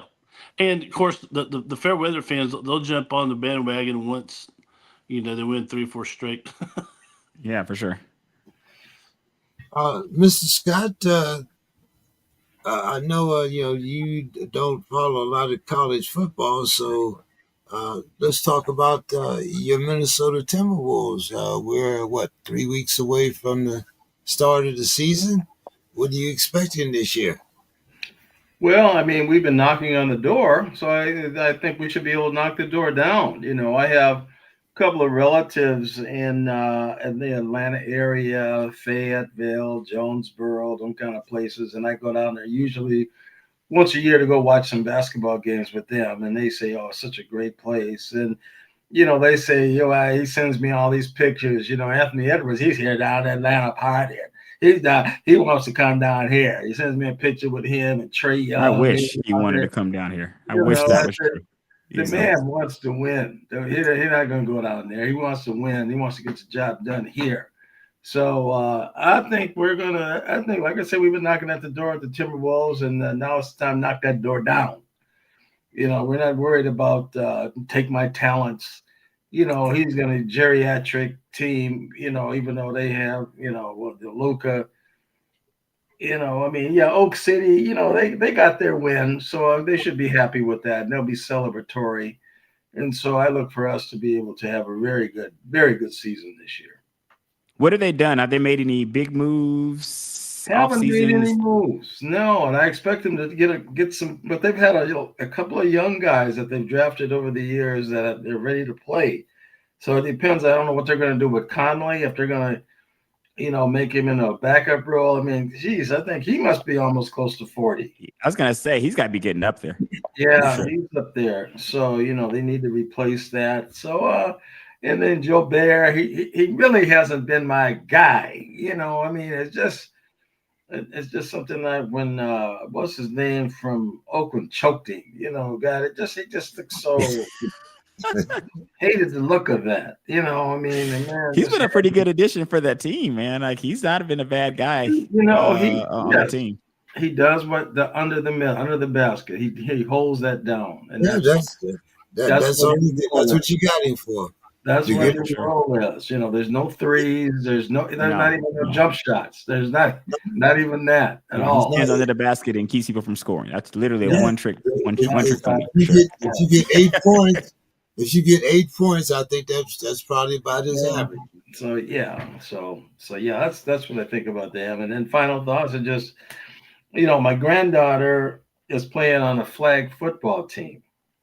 And so my son kept, talking to me about going. Finally, I went to one, and it was interesting to see the girls do something. I mean, it's kind of like with all this controversy about men and girls, but just to see some girls get out there. And so I didn't go last week, but he sent me a video, and she threw a bomb touchdown.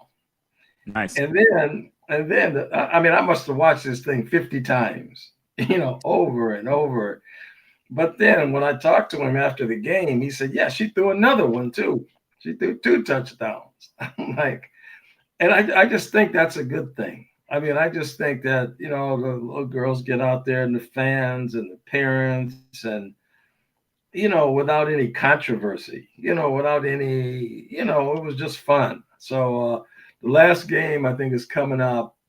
I don't know if it's this week or next, but I'll definitely be at the last game because I don't know, and then my oldest son, when he was in the 5th grade, he played with a high school, with an 8th grade team in his middle school.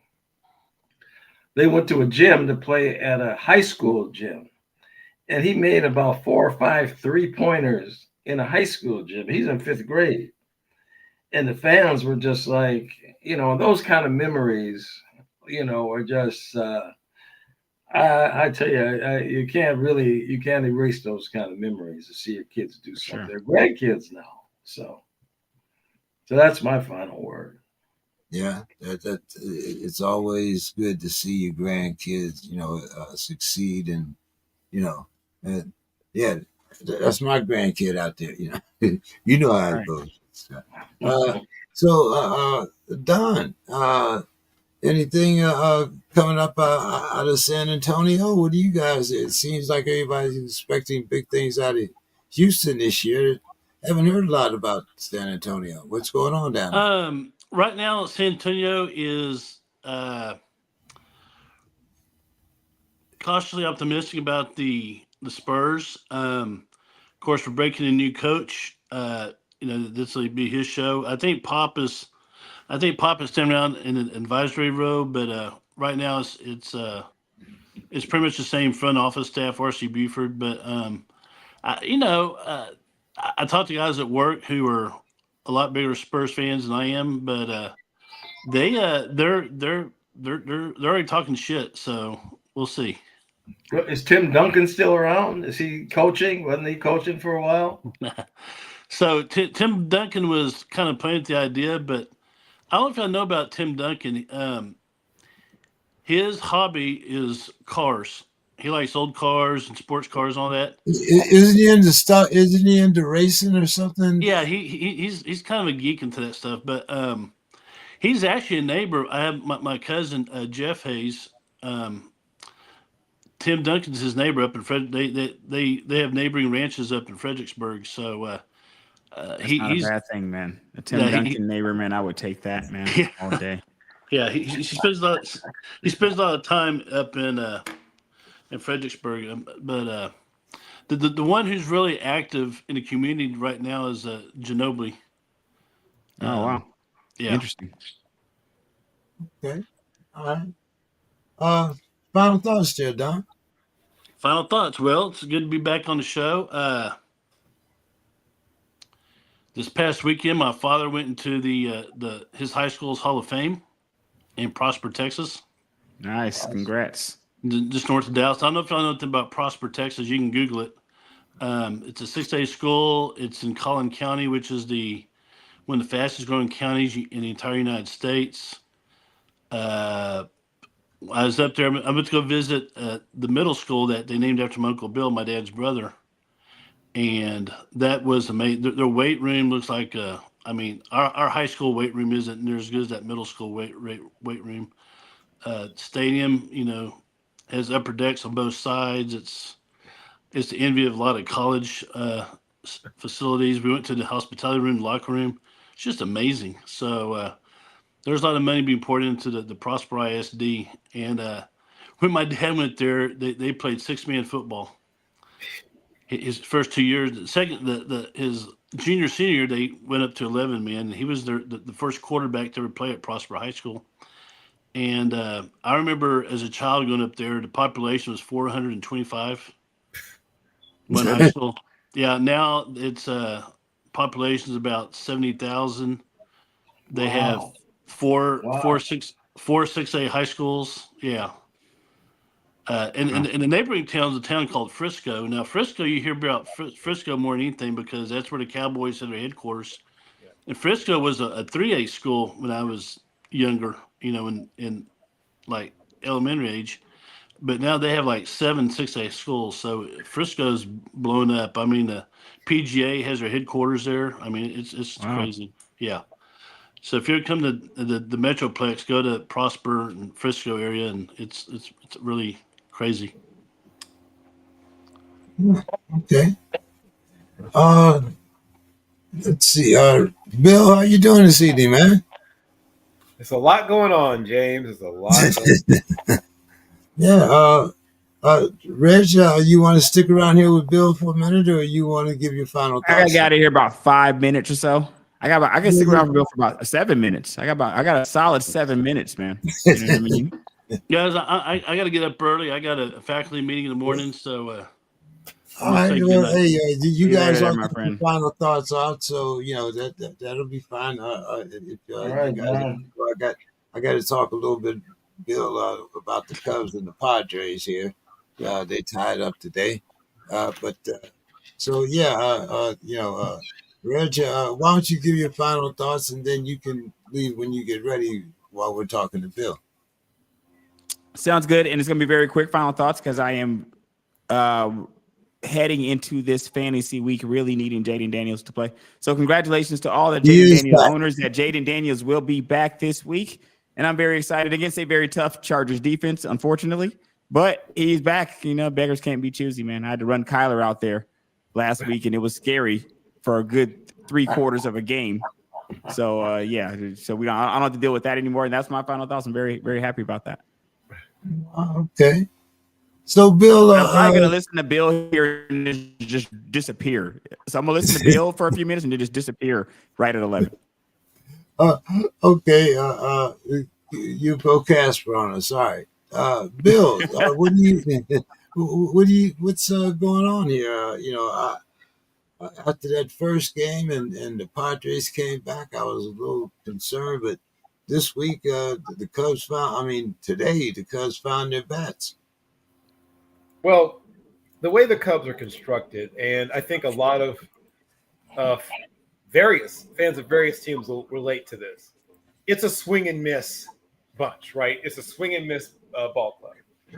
The days of the contact hitter, and we've been, my friend, to my there we go, to my upper right will back me up on this. The days of having 3 or 4 contact hitters in your lineup and then 2 or 3 boppers in your lineup guys would set the plate and the guys would clear the plate. That's gone. Everyone's swinging like, George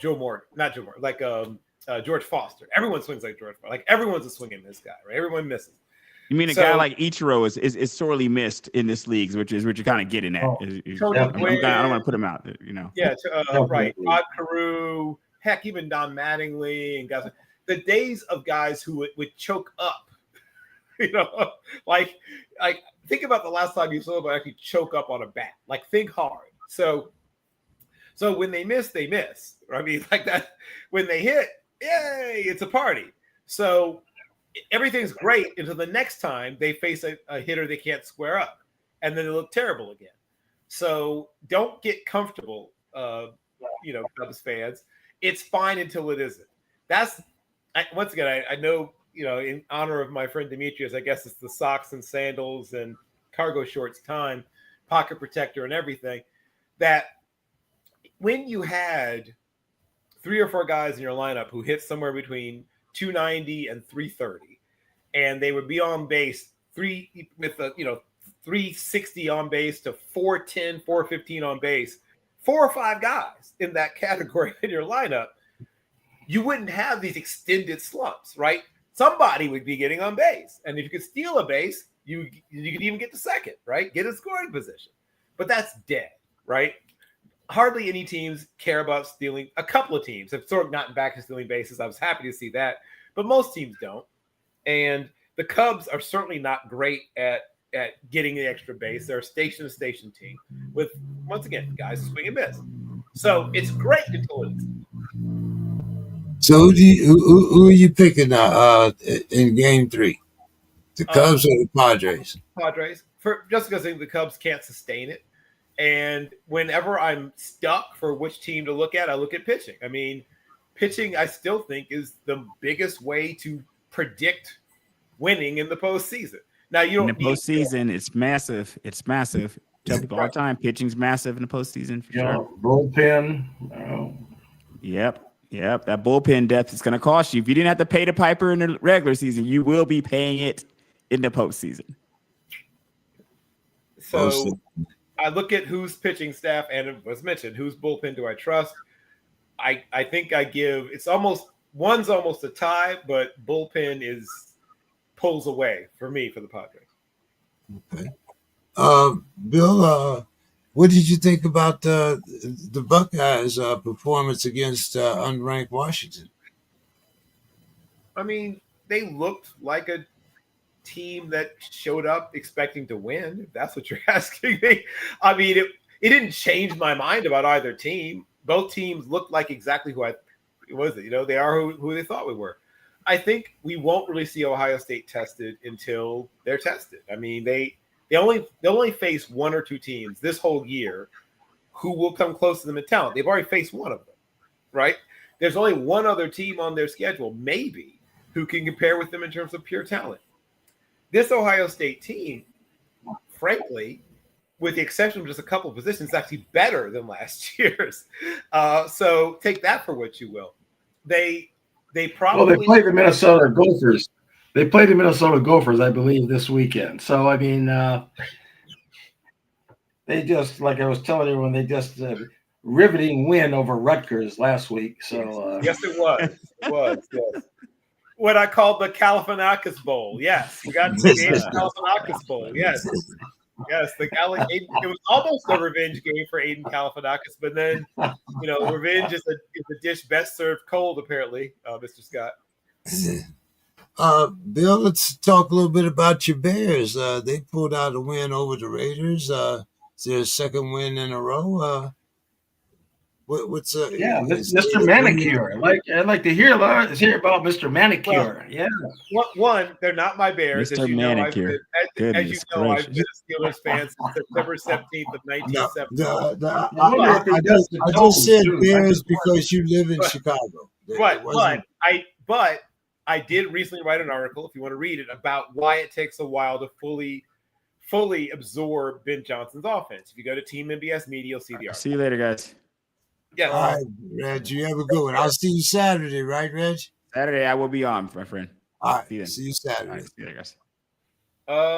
I might. I don't know. Whatever. I don't know yet about Saturday. But back to your question. So the Bears are a team that traditionally built around the running game and defense, like SEC football, right, for a very long time. But for the first time in a long time, the most interesting part of their team is not their defense and not their running game, though they can run the ball. And they have an interesting running game, in fact, which I wrote about once again in the article. But the most interesting part of their offense is how quickly the receivers, which includes the tight end group, and the quarterbacks can absorb the offense. We've talked a little bit about Ben Johnson's offense, but it's an amalgam offense, right? It's not purely any one concept. There's some of that, Earhart, Al Saunders, Joe Gibbs version of Sid Gillman's offense in there, right? There's some of that in there. And there's some West Coast offense elements and even some air raid offense elements all in there. It's a melting pot of different stuff. There's power, gap, and zone read and zone blocking stuff in the run game. And as I said, the passing game is contingent upon, it works well when two things happen. One, once again, when they run the ball well, so you can hit those shots off play action. But two, are your receivers and your quarterback seeing the defense with the same set of eyes? And that's the part that's taking a while. But you can see it starting to slowly happen. So as Rome Odunze, as DJ Moore, as, of course, the quarterback, as Loveland, as Kmet, as all of them start to see the defense on the fly the same way, you'll get more explosive plays. You'll get more conversions on third down, etc. For me, the big question about the Bears is really their offensive line. It's the question I had before the season, is the question I had during the season, the question I may have after the season.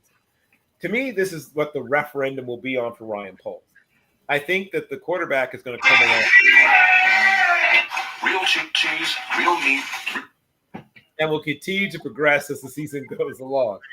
I think the issue will be their offensive line. The cap on this offense, to me, is the offensive line.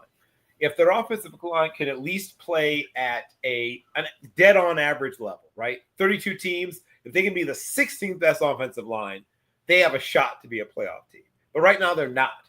They're somewhere in the 20s, probably the mid-20s as an offensive line. They don't have any one player that offensive line can say, wow, that guy's great, right? Not a single guy you can say that, wow, that guy's great. They have a couple of guys who is like, that guy is a solid professional. They have a couple of guys you can say that about. And they have one or two guys where it's like, I don't know if that's the guy. So I think they're going to still need to address their offensive line in the draft and free agency next year if they want to take the jump to the next level. All right. Well, let's get your picks here. Last week, you had, I believe Dave said you had 20 correct out of 32. That's about right. Yep. So you are. So what is this, analytics? I mean, is that fair to be using analytics? I mean, is that AI and all of these kind of things? Well, let me ask you this, Mr. Scott. That's a great question. Is it fair to be the smartest kid in the class? See, Mr. Scott. See, that you brought that one. Yes, it's fair because I was that person. Yes, it's fair. Wait a minute. Hold it. What do you mean What do you mean was? When did you give up the title? Well, I'm not in class now. I thought this was your classroom. You always no. I sail the ship, the ship don't sail. Okay, that's my new rule. Oh, okay. I thought you said you always take us to school. I'm sorry, but anyway. So Bill, let's get your picks here, so we can see if you can maintain that lead. We start with tomorrow night. We got the 49ers. They're getting 6.5. They're playing the Rams, and the over-under is 47.5.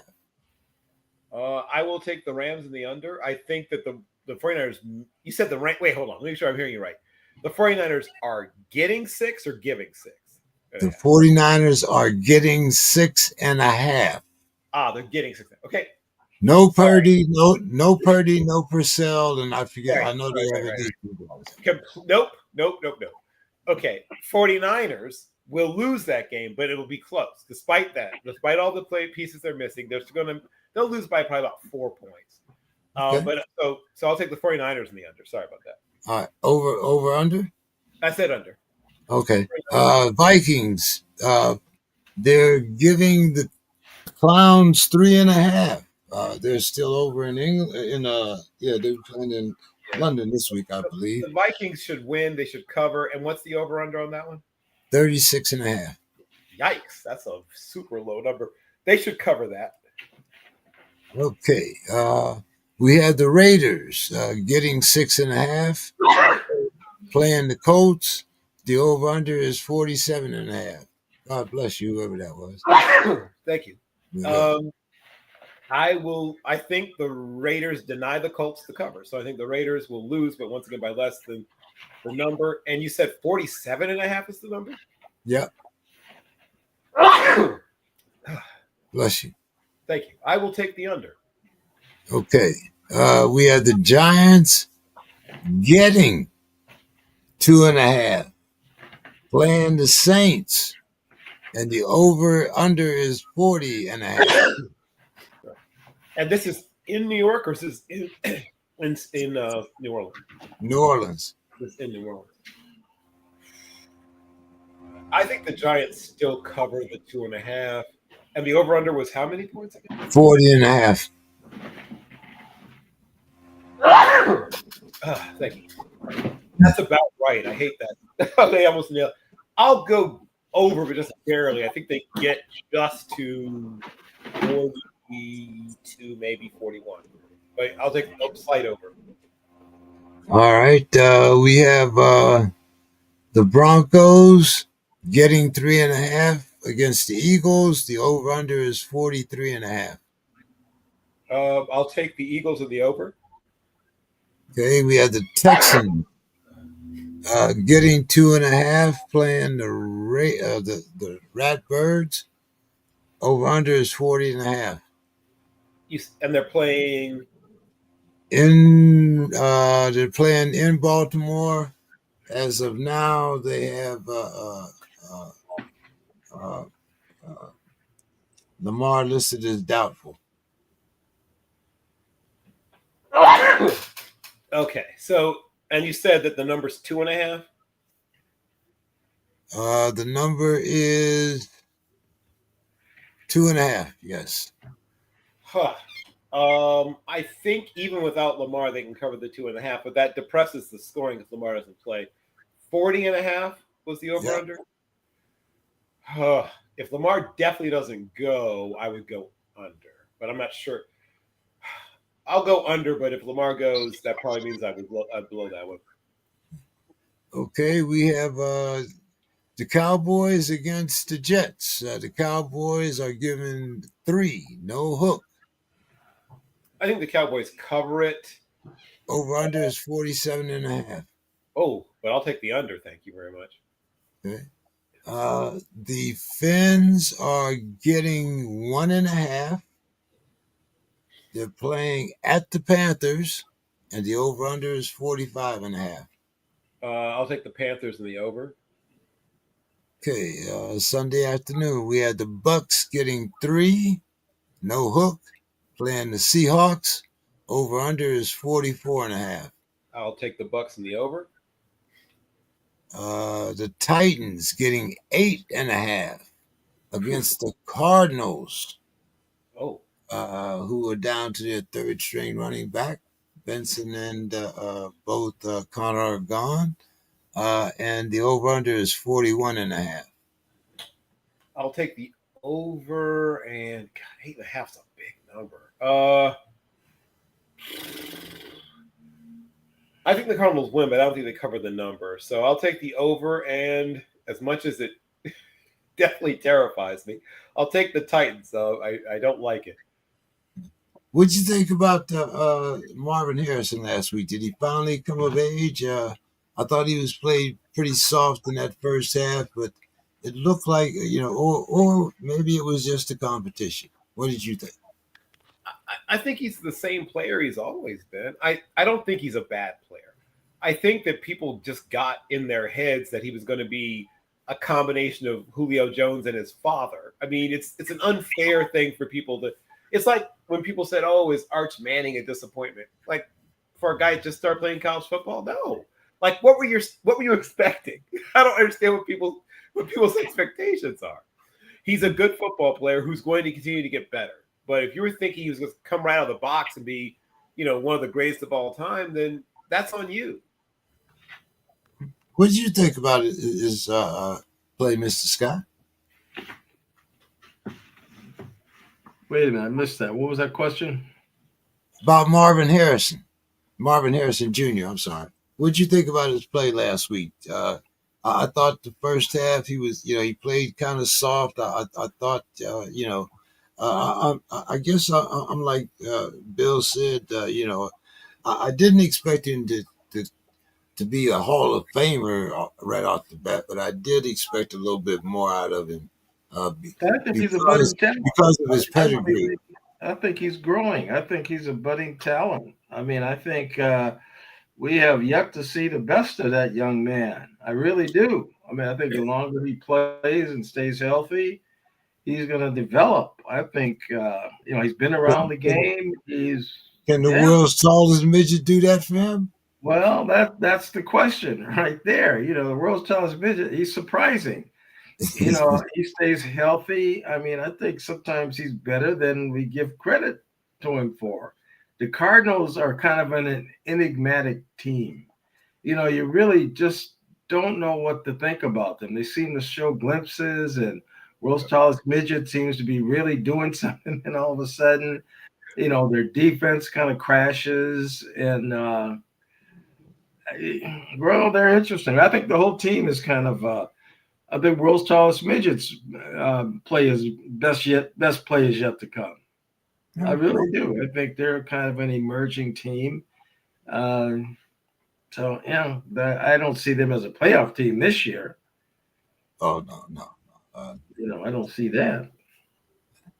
And they're kind of in a tough division for the way that they play. Bill, let's see. Did we get your over under on that one? 41 and a half. Yeah, and they're playing in. They're playing in Arizona. The Titans are getting 8.5. Yeah. I took the Titans and I took the Titans in the over. I think they lose that game, but 8.5 is a big number to cover. Okay. Well, if you thought that was a big number, Bill, we have the Lions. And they're giving the Bungles 10. They're playing in Cincinnati, and the over-under is 49.5. Wow. That's a lot of big numbers. Big numbers in this game. I think the Lions actually do manage to cover the 10, though it terrifies me. Probably right on it. So it might be a push, really, because there's no hook. But I think they can either cover or hit the number right at 10. 49 and a half. I think the Lions can score 34 points. So now the question is, do I believe that the Bengals can score at least 16 points? They only scored 3 last week. That's what I'm saying. So I'm going to go under, even though I think there'll be a lot of points scored. I don't think they quite get to 49 and a half. Okay. And we have the Commanders giving the Chargers 3. The Chargers are playing at home, and the over-under is 48.5. So the Chargers are home dogs? Yes. Oh, boy. Well, I mean, it's hard to – they're playing good football. They're relatively healthy except for Rashawn Slater. That's the one really meaningful injury they have so far as they've lost Najee Harris. As I said, the only meaningful injury they have is Rashawn Slater.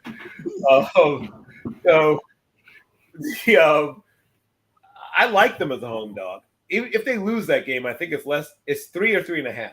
3, no hook. At 3, that's makes me a little more nervous, but I'm still going to stick with them. I think that they either win outright or at least lose by less than 3 at home. They're a very good football team, and they're playing good, smart football, mostly disciplined. At least occasionally somebody on defense will do a little something silly, but on offense they're very disciplined outfit. Which Harbaugh obviously with his approach, you're going to play disciplined on offense. And it was 50. Now what was the over under? 48.5. 48.5. Not quite 50. Okay.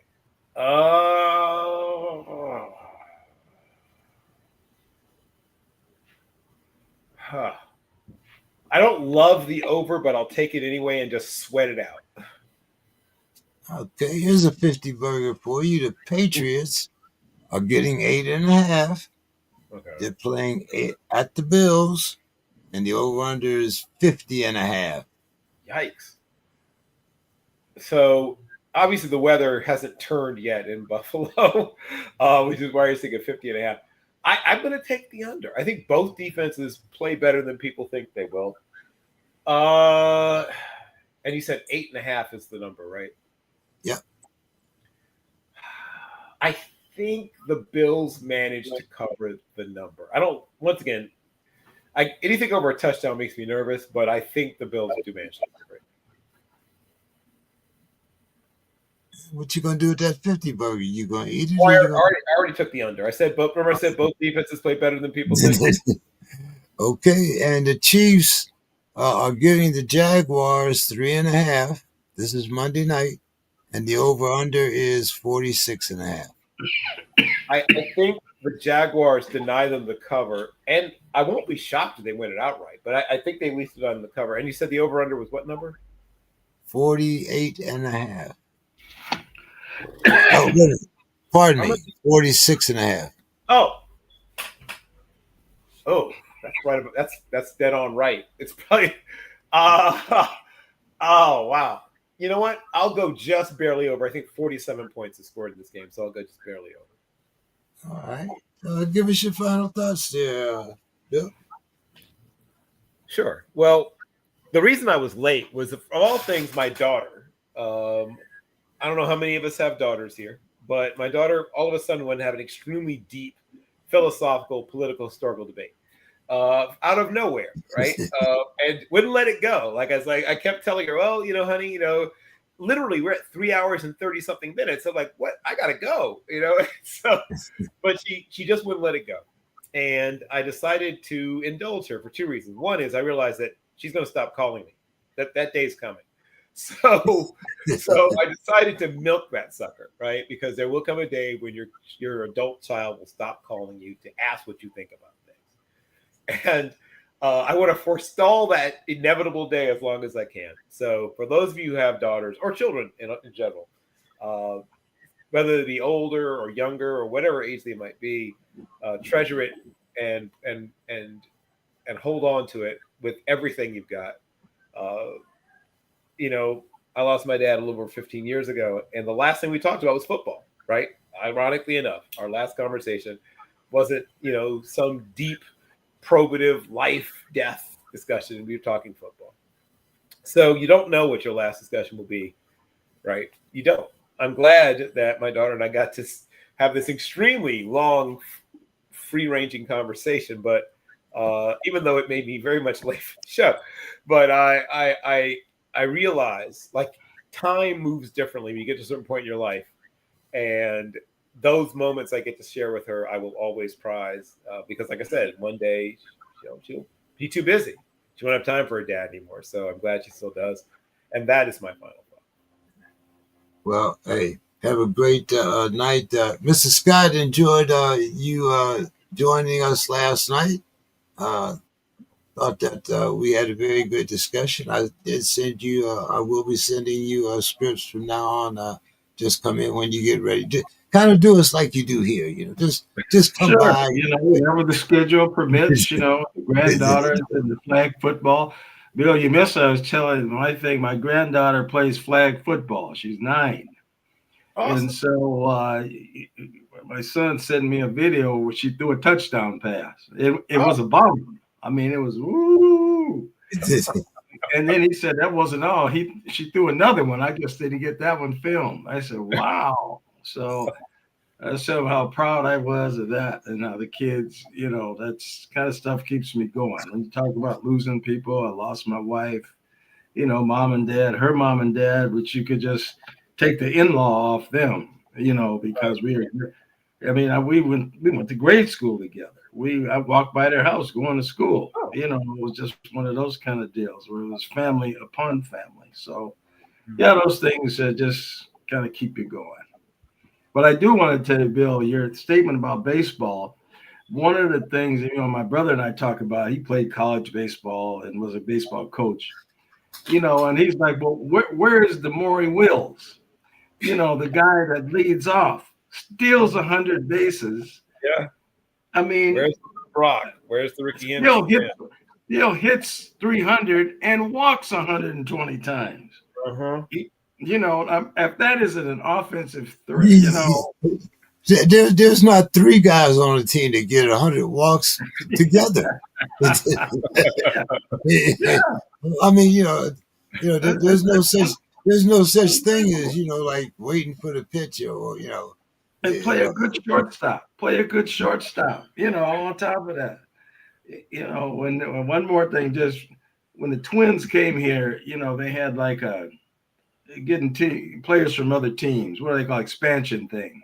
Right. They got a guy from Boston named Lenny Green. And Lenny Green came from Boston, had played a year or so. He played center field that first year. And he batted 670 times with 120 walks. He played every game. And they only played 154 games then. Right. So that's, I could go on and on that. My other buddy, my cousin's best buddy, best player, Dave Nicholson, Chicago. You want to talk about either a home run or a strikeout. Yes. But if he ever got a hold of one. Yeah, it only takes one. Kind of like Giancarlo Stanton to me now. Right. Yeah. Well, the thing is that you'd have only one or two of those guys in your lineup in the old days. You'd have, we said, one Nicholson or one Dave Kingman or one one George Foster, one guy like that. Yeah. The problem is nowadays teams have 4 or 5 guys like that. Now, your second baseman thinks that he should hit 60 home runs. Yeah, he swings like it at least. Yeah. But he should only have to steal 30 bases though. Lost start. All right, guys. Well, hey, let's get out of here. Have a good one. I'll see everybody next week, hopefully, and hopefully, Mr. Scott, your team will get your team should be acclimated now. And hey, it's just the Clowns. I mean, it's just the Browns, but they got to win that one. I mean, it's kind of like a trap game in a way, because if they lose that one, oh man, come on now. If you lose to Dylan Gabbard, Mr. Scott.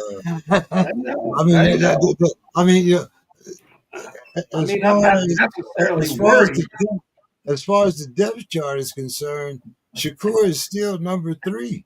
I'm not worried, but I just have, with injuries and Carson Wentz and, playing overseas, and I don't know. I mean, but this is your second week over there. You were already over there. It's not like you flew back and then, had to fly back again. So. All the more reason to be automatic win. So, that's why they call it gambling. So we'll see. Bill, what are you looking for this weekend? We did everything we could to get that one back until the interception. They really tried, didn't they? It was a fun game if you don't like the lining of your stomach. I mean, this is what's going to be like the whole season. Like I'm reminded of the whole scene where James Franco is standing on the gallows. He turns to the guy next to him and says, "First time." This this doesn't surprise me at all. We're gonna have a bunch of games like this, James. Get ready for this. This is what's gonna be What like. do you mean get ready? I'm the one that's been preaching it, all the time. I'm hoping that we can have 8, 9, maybe. It'll be very. I'm surprised that we're 3-1, but I'm glad that we're 3-1 because this is the easiest part of our schedule. Yes, it is. After the bye, it's murderer's row. Right. So I'm like Mr. Scott. Get your wins where you can. All right, guys. I'll see everybody next week. Have a good one. And we'll see tomorrow night. We had the Battle of California, so we'll see who wins that. Yeah. Yep. All right, Have a guys. good one, everyone. Yep.